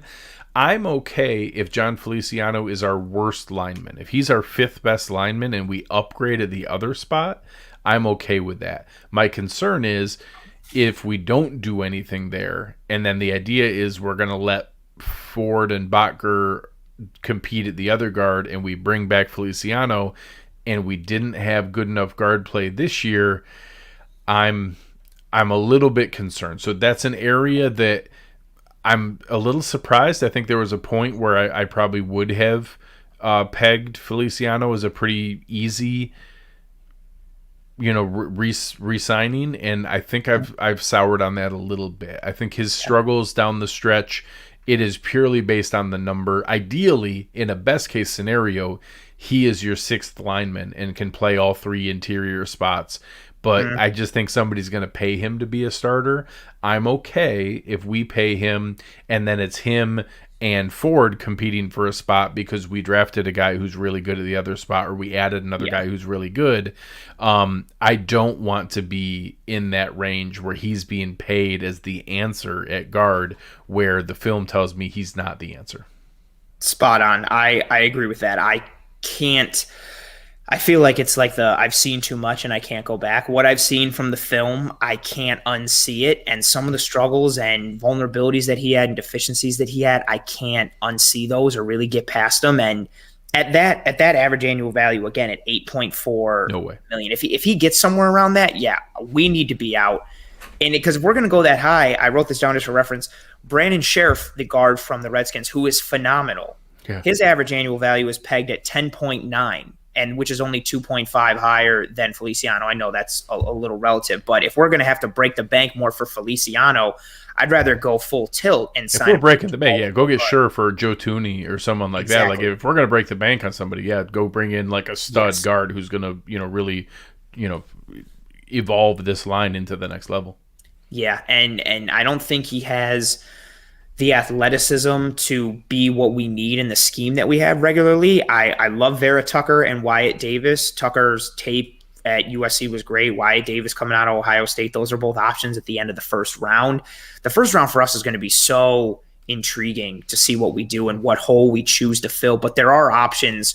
To your point, if we don't sign Feliciano, there are other options and ways we can go both in the draft and free agency to address some of those things. And I'm on board if he comes back at the Quinton Spain deal or a lower cap number around $5 million, I'm okay with that. But if he starts to get priced, if we were, and I don't think Bean would, but if we brought him back at over like 6 or 7 million, I'd be disappointed because I don't think that he's worth it for that money that is going to come back. And we just can't afford it in 2021 and going forward when some other new contracts could potentially be on the books. One that we want to hit on briefly in this episode here is Josh Allen's contract. I don't know if people know this, but Josh Allen had a pretty good year this year, I guess, by some standards.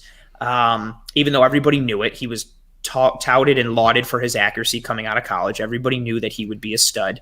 All the analysts pegged him as being the best quarterback out of his class. But now time has come to pay that man eventually. He's got a big contract that's coming up, and it's going to be a big one. He's proven that he can be the franchise guy, an MVP candidate. He's the trigger man for this team. The team is his, both literally and figuratively. What kind of contract could we potentially see for Josh Allen coming down the pike? All Besides of the a gajillion Pagula bucks. dollars. Yeah, all of the Pagula bucks. He will now own natural gas wells in multiple states. It's wonderful that we are now going to have to pay an exorbitant, painful amount of money to a franchise quarterback because we have a franchise quarterback. It's awesome.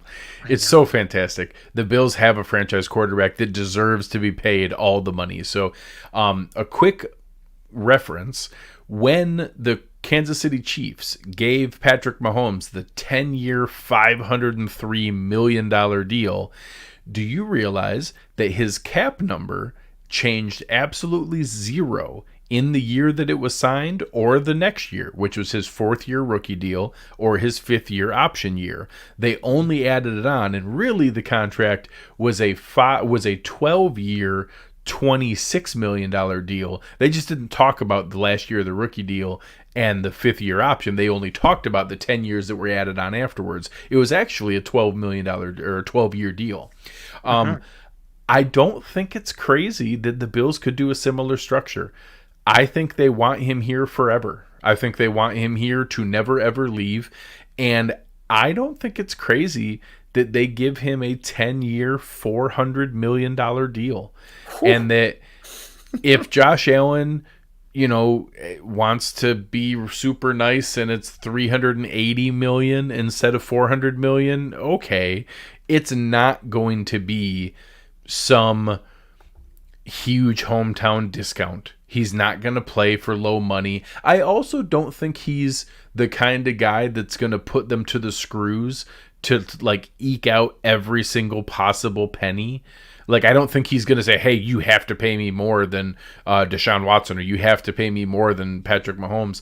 I think that he's going to get a phenomenal deal. I think that he's going to get a ton of money. And honestly, whether it's $350 million, $380 million, $400 million, if you have Josh Allen around for 10 more years, I don't care. It ain't my money. It's so much money that the difference between 35, 37, 39, 40 is not material. That's not the difference in being a really good team or not. We still have to structure and plan around an enormous amount of money going to our quarterback. So whether that's 35 or 40 a year, it just doesn't matter. It's just not that big of a difference. He's going to get what he deserves. He deserves to be paid like one of the highest valued assets in the NFL because he's one of the highest valued assets in the NFL. So honestly, if I had to guess right now, I would guess the Buffalo Bills announce that they exercise his fifth-year option, that he keeps the fourth year of his rookie deal, he keeps the fifth year of his fifth-year option, and then they add 10 years and $400 million, and that it doesn't impact the 2021 or the 2022 cap at all, and then he gets a ton of money. And it's, that's wonderful. That's what I'm looking for, and by the time that happens, we're going to have all that Bezos money from the Amazon getting involved in the NFL TV deals, and the cap will go up 30 million and then another 30 million, and it'll be fine. It'll all net out, and eventually 7 years from now, his $40 million a year is going to look like a discount compared to what other guys are getting paid. I'm really excited to see it, and I think it's going to be fantastic. Yeah, same page, and Spot Track has him pegged at a 40.6 average annual value. They see him becoming the second highest paid QB in the NFL, which is a really cool thing for a guy that so many people thought was going to be terrible and mocked the Bills for drafting this raw, unpolished guy. And yeah, he is as much a part of this city as I've seen any player be in a very long time, especially for like being so young. I feel like eventually like Kaiir Williams became the face of the Bills and was this fan favorite and guy that everybody loved, but it was like a gradual climb up. And no disrespect to the position, but he was a defensive tackle. It's hard to be a quarterback in today's NFL. It's a quarterback driven league. You're always under the microscope. You're always under the spotlight. And Allen's become the face of this team. He's had a really good year. I still don't think we've seen his ceiling. He's still continuing to trend upward, and giving him that deal. And he's got room for improvement in the mental side of the game that we're going to continue to see improvement, even if we have not seen mechanical things. He's got that iron. Correct. We haven't seen him even start to plateau yet. He is still on that upward trend. It may not be as drastic as it was last year to this year. We're not going to see 80 touchdowns. Actually, we might, because the league likes offense and they don't like anybody to hit or touch anyone on defense.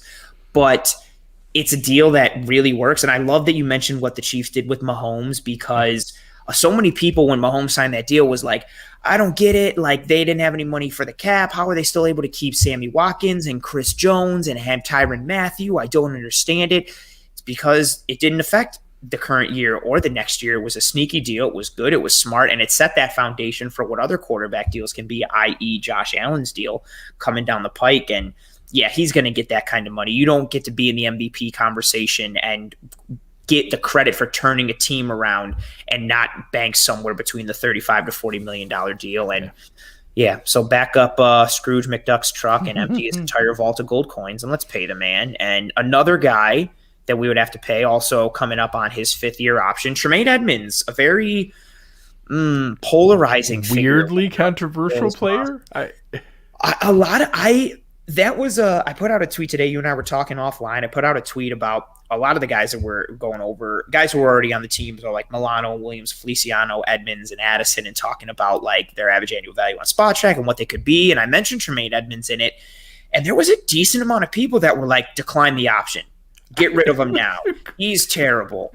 And I was really taken aback by it. Like, I stared at it. It's totally normal to play in the Pro Bowl at 21 and 22 years old, and then have the team let you walk. That's a totally normal thing to happen. It's crazy. And he's still, I recognize that he didn't take the leap that I think people wanted him to take. Not even I know people wanted him to take the leap this year that Josh Allen took on the offense. And they wanted him to be. I said in the preseason, I thought he could be in Defensive Player of the Year discussions. So I was disappointed because my expectations were here. I wasn't disappointed because he was a bum. Like, people need to have some context. Yes, he didn't hit the ceiling and the bar that we had set for him this year and that we had hoped, but he also played a significant portion of the year with one arm, and not having star up front impacted him. But I love, we like to have notes and sheets up here in order to keep ourselves nice and organized for you. And Greg's notes are fantastic for Tremaine Edmunds. So it's Tremaine Edmunds' 5th year option. Pick it up without question. Parentheses, 2 Pro Bowls, ... Stop nitpicking. That is the message for Bills Mafia. It just kills me that the kid he's the youngest linebacker to ever be drafted, and he's played in 2 Pro Bowls in his first 3 seasons, and is about to turn 23. Like, we're going to get to re-sign him at like age 24. It's insane. And people are saying to get rid of him. Now, don't get me wrong. Do I want to see further development and improvement? Yes. Am I ready to back up the Brinks truck and give him some like Luke Kuechly type contract? No. Like, that's fine.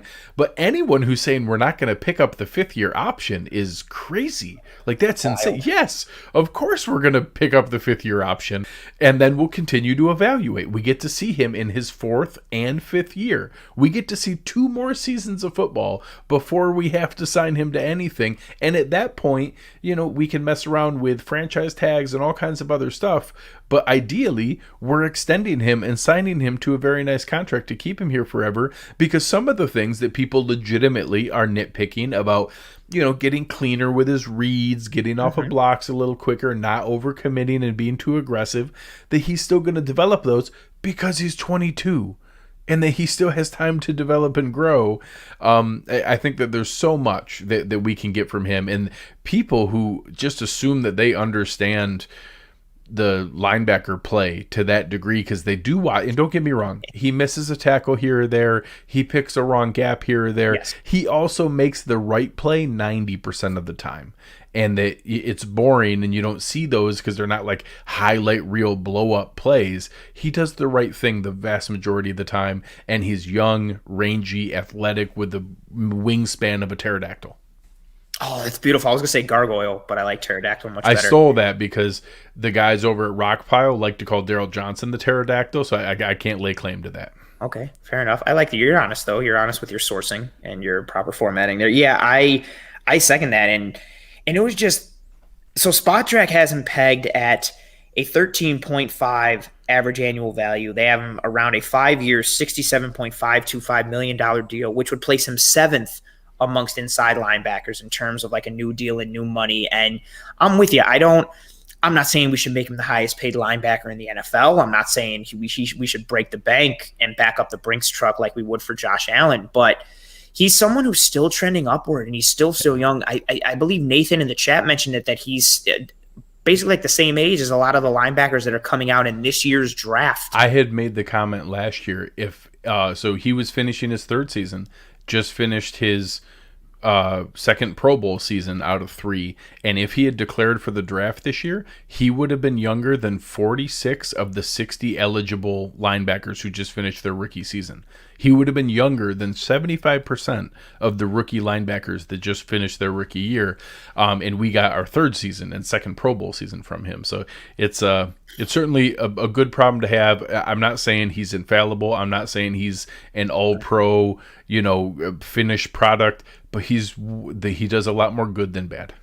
Yes, and I'm with you on he over pursues sometimes and he makes the wrong read, and sometimes he plays too slow and you can see him thinking instead of reacting, and it takes him a little while to process, but he's still a pup. He's still not even just growing mentally, he's still growing physically into his body. There's a lot of upside for him still, and yes, we need to pick up that 5th-year option, and he's going to be a functioning part of this team going forward. And as we start to leave the players that are currently on the Bills or were on the Bills, we start to shift our focus towards the overall class of free agency and looking at free agents in terms of both need and affordability for the Buffalo Bills. And because, again, we're going to have to fill some stuff. A lot of it is going to come through the draft, but free agency, there are going to be some pieces. We're going to be a factor in there in some way, shape, or form. Bean loves good value anywhere he can get it. And we're going to start with the linebacker position. We talked about Matt Milano. There is a good amount of chance that he leaves the Buffalo Bills, which makes me want to cry just saying it. I hate saying it. And if Matt Milano walks, there are some potential options in filling his spot. And it's funny, again, we go to our note sheets. You've listed Lavonte David here. I love that option of potentially having Lavonte David. And we also got KJ Wright, Jayon Brown, Devondre Campbell. Let's run through some potential linebacker options if Matt Milano leaves and what we can do in free agency. Let's start with Lavonte David of the current NFC champions, Tampa Bay Buccaneers.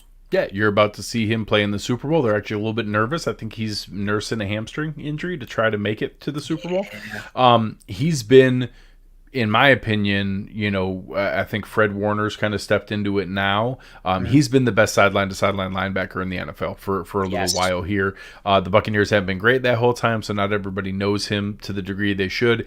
He's a free agent. I'm not 100% what kind of money he's going to get. Tampa Bay doesn't have a ton of cap space. They already have Devin White, so I think they're kind of planning for that. Being able to do that, he's older. He's 4 years older than Milano, so they're going into 27. He's going into his age 31 season. He's not going to get the number of years. He might not be way cheaper than Milano. So there may be a cost prohibitive element there. If money is the issue, guys like KJ Wright, Jayon Brown, Devondre Campbell are all coverage guys. They're all going to be more in that $6 to $8 million range instead of the $11 to $12 million range. And again, you can get creative with that first year cap hit. So some of those kind of things that you can go through to put it there. I think Lavonte David has shown this year he still has that elite athleticism to go sideline to sideline and do those things. We saw similar things from the other guys to a lesser degree. But I would like to see that role is important. So if we lose Milano, that Yes. becomes, like you said, the number one priority to fill. And if we do, those are some names we could look at. I've loved Levante David since he came out of Nebraska. He's been I genuinely love him. I hate him now because he's on the Buccaneers, and I hate Brady, and I hate Brown, and I hate that whole team by extension. But Levante David, it's funny. I mentioned it because you had it in your notes. I was looking at Spot Track for the last couple of weeks, and then even more so in prep for this episode, and I was thinking like, man, Levante David being an unrestricted free agent. Spot Track as of now has him pegged at a 12.7 average annual value. I have him pegged at a 3-year, $38.142 million deal. That's only $1.1 million less in AAV than Matt Milano. He is 31.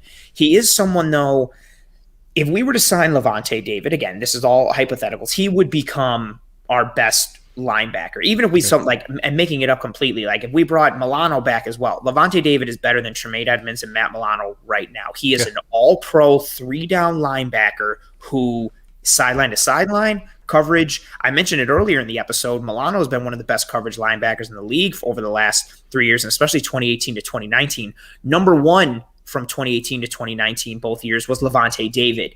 And you hit it on the head. He was doing great things in Tampa when it was just him and Quan Alexander, and the rest of that defense was terrible. Quan left. They drafted Devin White and then traded Quan this year. But David's been a great piece for them. If we were able to snag that somehow, I would love that. And it would be an upgrade, honestly, over Matt Milano, who's someone that is a legitimate piece in this defense. But again, he is going to probably be maybe a little too much out of our price range. We're not going to be able to break the bank on him. I like KJ Wright. I like Jayon Brown. KJ Wright, I think, is the forgotten guy in Seattle's defense because of Bobby Wagner and everything that he does. But Jayon Brown in Tennessee, fast, rangy. Devondre Campbell. I watched a lot of Cardinals games this year because I had Kyler Murray, and Campbell made a lot of plays, but you put on that Sunday night game against Seattle where Arizona won in OT, and he's making the plays in the backfield. He's making plays sideline to sideline on tunnel screens and just real rangy stuff. He's affordable. Also a name that I like, and maybe because I still have a crush on him since he came out of Miami, Denzel Perryman, free agent linebacker coming away from San Diego. I don't know if he's ready to handle a full 3-down workload, but if we did some kind of if we felt that we couldn't put all our eggs into one basket and we kind of piece some things together, I'd like to see him as an addition, but I see him more as like a last-ditch effort. I think we have to get somebody who can holistically hold down the fort for all 3 downs and mirror Milano's snap count every game, which is anywhere from 98 to 100%. Yeah, and I think Seth hits the nail on the head here. It would need to be that Milano got the Brinks truck backed up and somebody gave him 4 years, $60 million.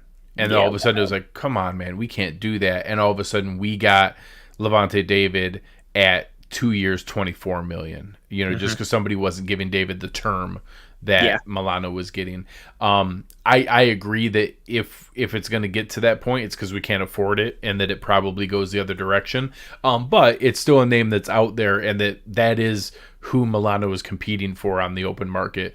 They're the 2 best available linebackers, in my opinion. Yeah, for sure. That's a great point, too. Yeah, if we're going to pay David that, we might as well pay Milano that, but maybe someone decides to pay, Milano $1 gajillion, and then it's like, well, we were going to give this to Milano, but he got way more, so here you go, Levante David. Yeah. That would be pretty cool and not a bad situation. As we leave the linebacker grouping, seeing some comments in the chat about cornerback. That's where we're going next. We're looking at that cornerback position, and we've eyed up, for the sake of this conversation, Richard Sherman, Xavier Rhodes, and Jason Verrett of the San Francisco 49ers. Richard Sherman coming off a 1-year, $7 million deal. Xavier Rhodes coming off of a 2-year, $14.739 million deal. And Jason Verrett coming off of a 1-year, $1.047 million deal in 2020. All, in theory, should be affordable. Sherman's probably going to be the most expensive, but his scheme fit and design in the Bills' defense is something that's obviously very attractive. Yeah, so obviously the Bills have shown a desire to have a veteran in the room every year, and they've done it each year. Some have gone pretty well. I think Josh Norman played decently this year. I don't think he was great, but I don't think he was the liability some people concerned that he would be. I thought he played okay. Other years, less so. EJ Gaines had a very nice season in the year he did play. And obviously everybody remembers the Vontae Davis stretch. As we go through there, I think that we're going to see Obviously, Levi Wallace is an easy one. We're bringing him back on a restricted free agent. Yeah. We have Dane Jackson, who I think everybody wants to see compete in training camp. And I think we bring in a guy as the veteran in the room. Some of the numbers I've seen thrown around were a little confusing at some of the projections I've seen for some of the guys. So I think that they're looking to bring in a guy on a like value type deal, similar to Norman, that maybe somewhere $4, $5, $6 million. We're not looking to spend a bunch of money here, but we're looking to have low risk. yeah, somebody in there that can do it. Maybe that doesn't even guarantee until you make the roster, in case Dane Jackson has some amazing camp and they're like, hey, listen, Dane Jackson and Levi Wallace is fine as cornerback too. So I kind of like the idea of what a Richard Sherman can bring to the locker room and to that veteran presence in the cornerback room. Xavier Rhodes is slightly different, but Jason Verrett's the value guy that really intrigues me, that I think could be really good in that spot, and that is he's always that guy when healthy. He's really good, and that comes up a lot. And he did play healthy for San Francisco this year, but he got back to that level. That he's the guy that I would target with the best value out of that group, because I think we could snag him for like $5 million. I second that. He was my number one pick out of the guys we listed here. Going into that, this number will always stick in my head. Doing the prep for the Bills 49ers game.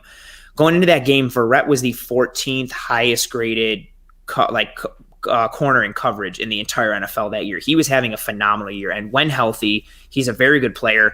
And if we're rotating him in and he's not playing a ton of snaps, a la kind of like an EJ Gaines type of thing, I think that's a phenomenal ad. And it also hits another need on the defense, as Lone Wolf mentioned here. Don't you think we need a little more speed at cornerback too?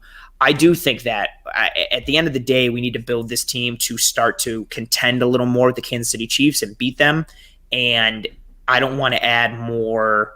As much as I love technique and value it, I would like to add a little more speed. And out of the corners we've mentioned and ones on the market, Verrett is arguably the fastest. He has good long distance speed and short-term quickness and agility. He's someone who could function well in a lot of coverage aspects. He would be my top as well. I like him a lot.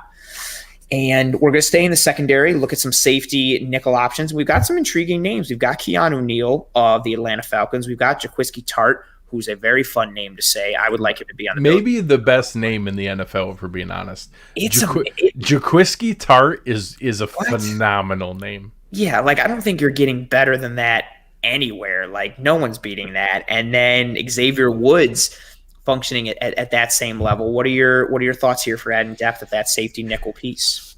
This is really just a play on how much do they think they missed on that Kyler Duggar pick. Oh, Jeremy Chin as well. And do they really want that big nickel? They saw what Kansas City did to the Bills in that game, where they were basically running dime the whole game with 6 DBs, but a lot of versatile, movable pieces that are kind of safety, kind of linebacker, kind of corner. So that's the names I looked at here. That's what those guys are. They can be in there and play more in a versatile role, not your true, slot corner like a Taron Johnson is, but a third safety look, basically a better Dean Marlowe. Like, is that what they want? Do they want that piece? So I have no idea if that's where it's going to go. You do see Melifonwu brought up a lot out of Syracuse. He's the guy in the draft that would probably fit there. You also hear, talking about some of the names. So we're talking about Jaquiski. Apparently, in order to be a versatile secondary linebacker, the name has to go. So Jaquiski Tartt, Obi, or the brother of Melifonwu, and then also Hamza Nasruddin out of Florida State. Nathan just commented on it. Yep. 3 ridiculous names. So Hamza Nasruddin, Jaquiski Tartt, and Obi Melifonwu. You're talking about some phenomenal name value, along with being a versatile chess piece to move around in that big nickel third safety dime look that we could play around with. And that's something that I think is intriguing. Yeah, I agree. Just from the perspective of, if you believe the reports and how much they loved Kyle Duggar and that Duggar was going to be the pick if he was there instead of Epinesa, it makes you think like, okay, what do they value at that big nickel spot? What are they looking for in the defense? What are they trying to do? And with what Neal, Tartt, and Woods potentially can offer, and also those draft options as well. Like it's a really intriguing position. I love Nasruddin and what he offers. Oh man, Jeremy Chin was my guy last year that I had a huge love affair with as we got closer to the draft, and I still like the Epinesa pick, but oh yeah, that big nickel I think is something that would do really well in this Bills defense. It's one of the reasons my ideal guy that falls in the first round, especially if we were to lose Milano, but even if I thought we were going to keep him, Koromoa from Notre Dame, just that range and his ability to blitz, linebacker, safety, nickel kind of hybrid things, what he can do. It's an intriguing position and one to keep an eye on. And as we move from that, we look towards free agent offensive linemen, and we've got just one we've highlighted here who I like a lot from the Pittsburgh Steelers, Alejandro Villanueva, which is also kind of a fun name. I think a little more, modern and contemporary, but also a fun name. Did really well at Pittsburgh. Great leadership. You probably saw him in all those, I think it was like AARP commercials for the NFL, military, and everything that he was doing, and really high character guy. Former Army Ranger. Yes, former Army Ranger, and great leadership, hardworking, basically checks all those boxes of like what a character guy would be in the Bills team. And he's also good when he's on the field and was an anchor for Pittsburgh when healthy. Yeah, so he's the guy that, if we were to lose out on Darrell Williams, he's the kind of guy that I think you would bring in and maybe combine with a second or third or fourth round pick.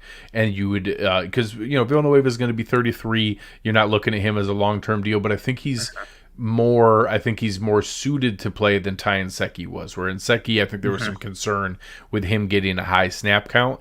I think Villanueva could come in and play a full season and be good and be right there. Yes. So I think that's the kind of guy that you would pair with maybe an athletic upside project type pick in the second or third round at tackle. You let them groom and develop because you have Villanueva starting, and we got outbid for Darrell Williams. He's kind of the fallback guy. There's some other names that you see out there. J.R. Sweezy is a guy that if we lost out on John Feliciano, I could see him coming in.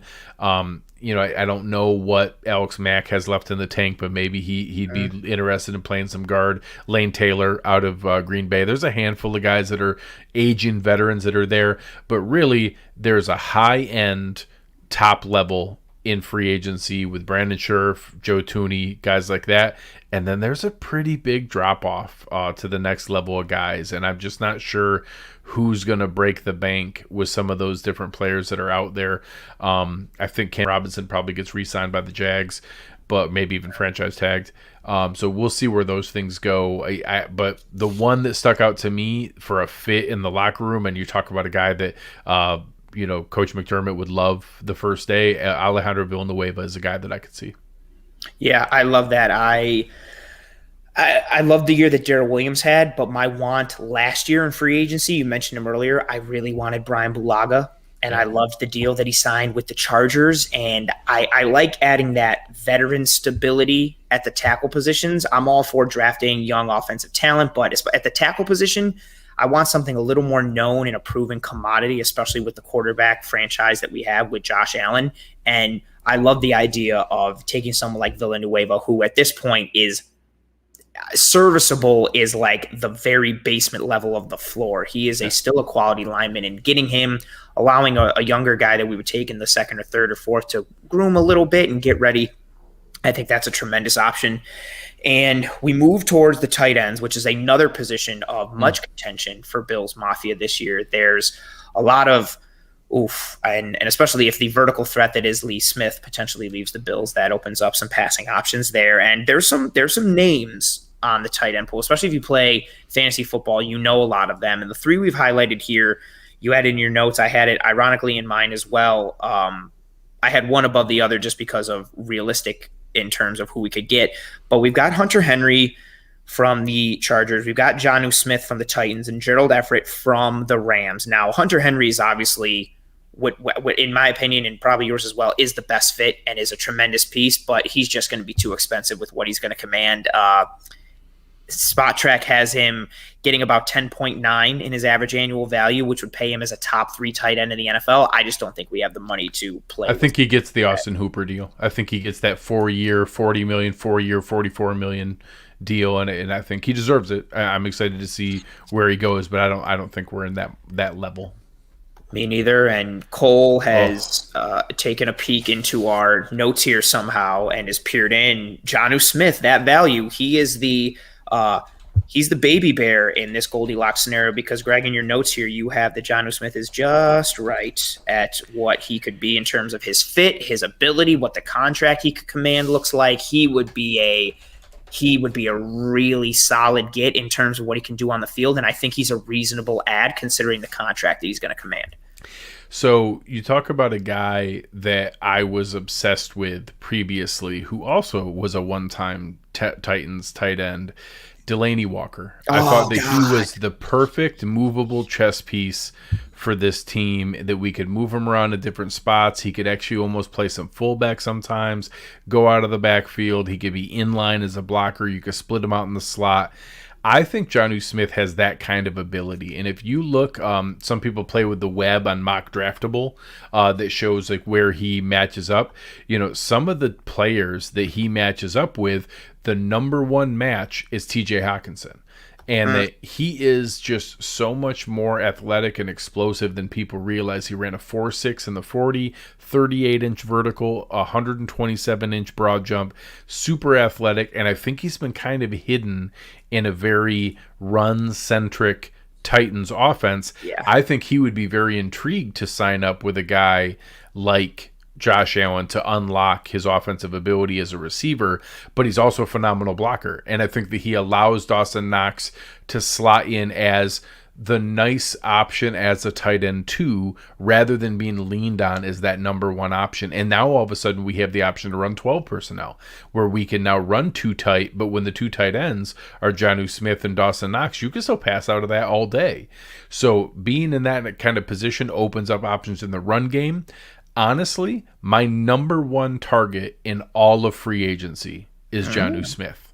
More than any other position, everything we have, the one player, if I could go after anyone in free agency, I think we can cobble enough together with what we have on the team, what we can do in the draft, different things like that. My number one target of any player available in free agency is Jonnu Smith, and he would be the guy that I think really unlocks a piece in this offense that we haven't seen, gives versatility to be able to be better at running the ball without sacrificing anything in passing the ball. And I think he could have a phenomenal season with Josh Allen.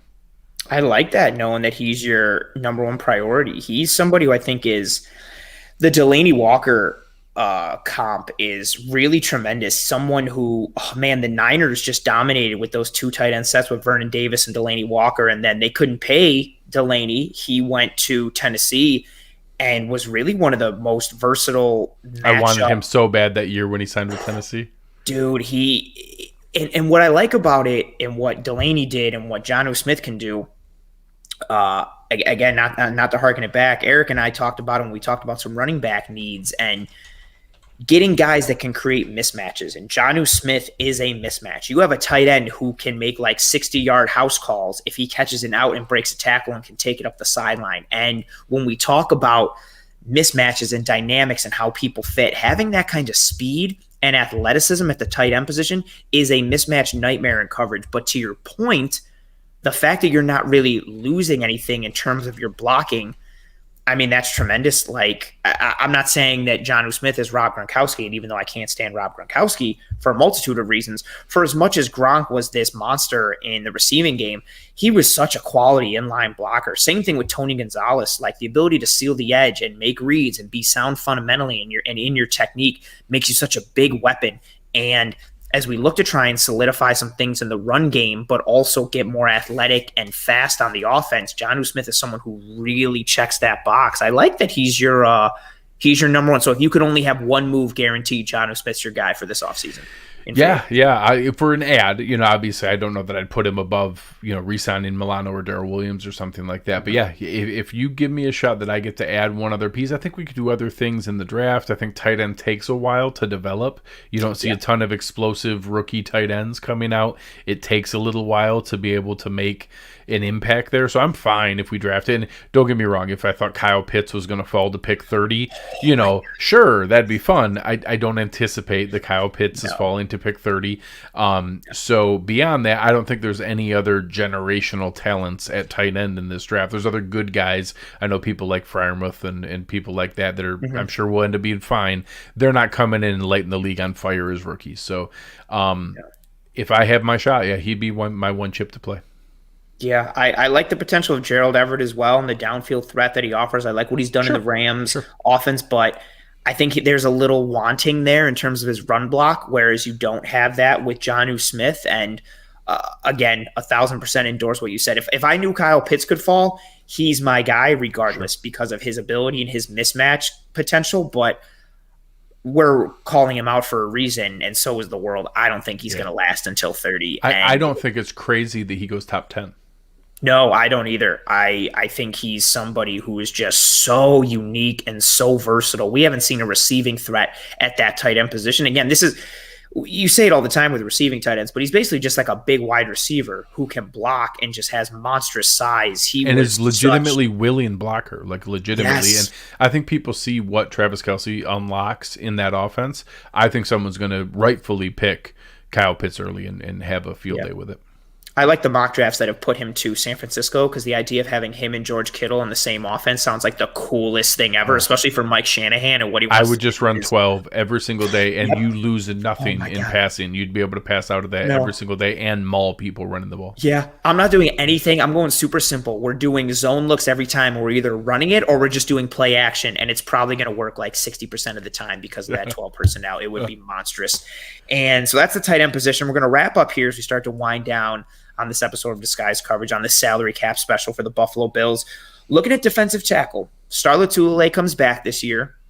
We've outlined some other things in terms of what happens with Vernon Butler and what the room could look like with Ed and Starr and Harrison Phillips and Zimmer. But there are some free agent options, including a man that a lot of Bills Mafia was clamoring for at the trade deadline, Mr. Dalvin Tomlinson from the New York Giants. But there's also some other intriguing options. We've got Shelby Harris from Denver, who missed 2020 with a knee injury. We've got Jonathan Hankins from the Raiders. There are some potential options. Obviously, Dalvin would be the best option there in terms of the pure role that he fills, and he can be more of an every down, take care of everything, whereas Harris and Hankins are more rotational fill in and get some above average play and also some depth pieces. But if we could get Tomlinson, that would be tremendous. So this one's more as a just in case that it doesn't work out with Starr. Which is a realistic thing that could potentially happen. Sadly, for anyone who's aware, we talked about this earlier. People I think we're talking about it in the chat. Retire is not a word that exists in the CBA or in salary cap contract language. If Star Lotulelei does not come back from opting out from COVID, the Bills are SOL. There is no benefit whatsoever. We are going to pay Star Lotulelei the same amount of money if he doesn't play as if he does play. There is no benefit whatsoever to releasing him. As a matter of fact, we would almost be better to tell him, don't tell anyone you retired, let us just make you inactive every day. Because cutting him actually loses $4 million more than just keeping him on the roster. It's $7 million to have him on the roster. It's $11.8 million to cut him. If that happens, so one, please, God, be healthy and okay, Star Lotulelei. We need you. Hopefully he comes back and plays. If he doesn't, if something happens, those are options where we would have to figure out a way. We need a one tech. We absolutely need it. We need Star to come back and still be able to do that role at 31 years old, and be that, block eating guy on rundowns and then be able to go back and go through there.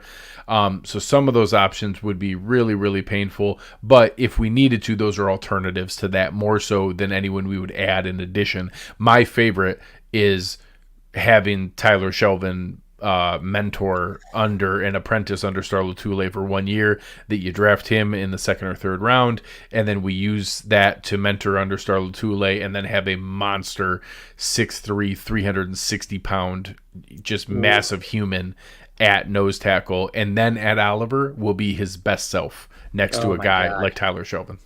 Oh man, I wasn't expecting 3 or 4 Tyler Shelvin name drops on this episode. I was not expecting it, but yeah. So if Jonnu Smith is my favorite free agent crush, Tyler Shelvin is my draft crush right now. That's the guy that I want. That's fair. Yeah, but I think even just speaking about Star and the potential of Shelvin or Tomlinson in general, you hit it on the head again. The importance of the one tech, and I think we learned this year that raw stats for Star Lotulelei aren't necessarily the most important thing. How many tackles and sacks that he has, it's nice when he gets them, but it's not really his most important function. Him just being able to eat up blockers and allow Ed Oliver to have one-on-one matchups and allow Tremaine or whatever other linebackers in there to roam a bit freer and not have to fight through trash. It's an important position in this defense. And Star was someone who a lot of people over the years were saying that we were overpaying for him and we weren't seeing that return on investment. But I think everyone and their mother saw this year what the defense looks like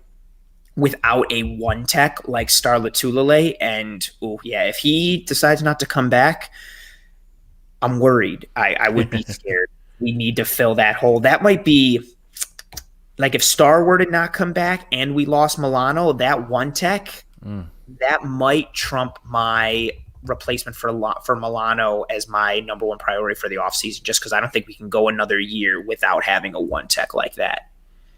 Oof. Yeah, it's it would become a major issue. I haven't heard anything reported on that. Obviously, we're hoping for the best and that Star comes back rejuvenated from a year off and ready to ball out.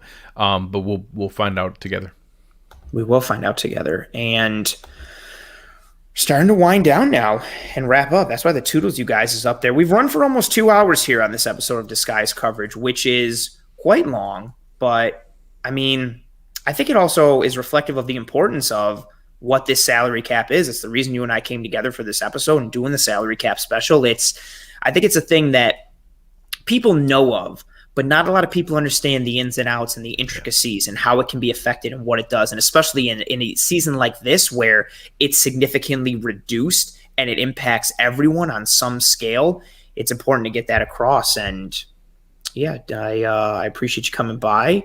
Greg, as always, you are, as many people have said, you're potential GM level. You're our capologist. You're phenomenal in every way. And people have been coming in with the compliments here, like Cole, incredible show today. Oh, Michael, thank you so much. He said Toodles. That was fantastic. Then another comment to thank you guys for the hard work. And Greg, I want to thank you for, again, coming on. You were fantastic as always, I guess, kind of, maybe. Yeah, and although I think pretty much everyone knows who you are and where to find you now, just to be safe, just to, cross the T's and dot the I's, why don't you let everybody know who you are, where they can find you, and why you like long moonlit walks on the beach.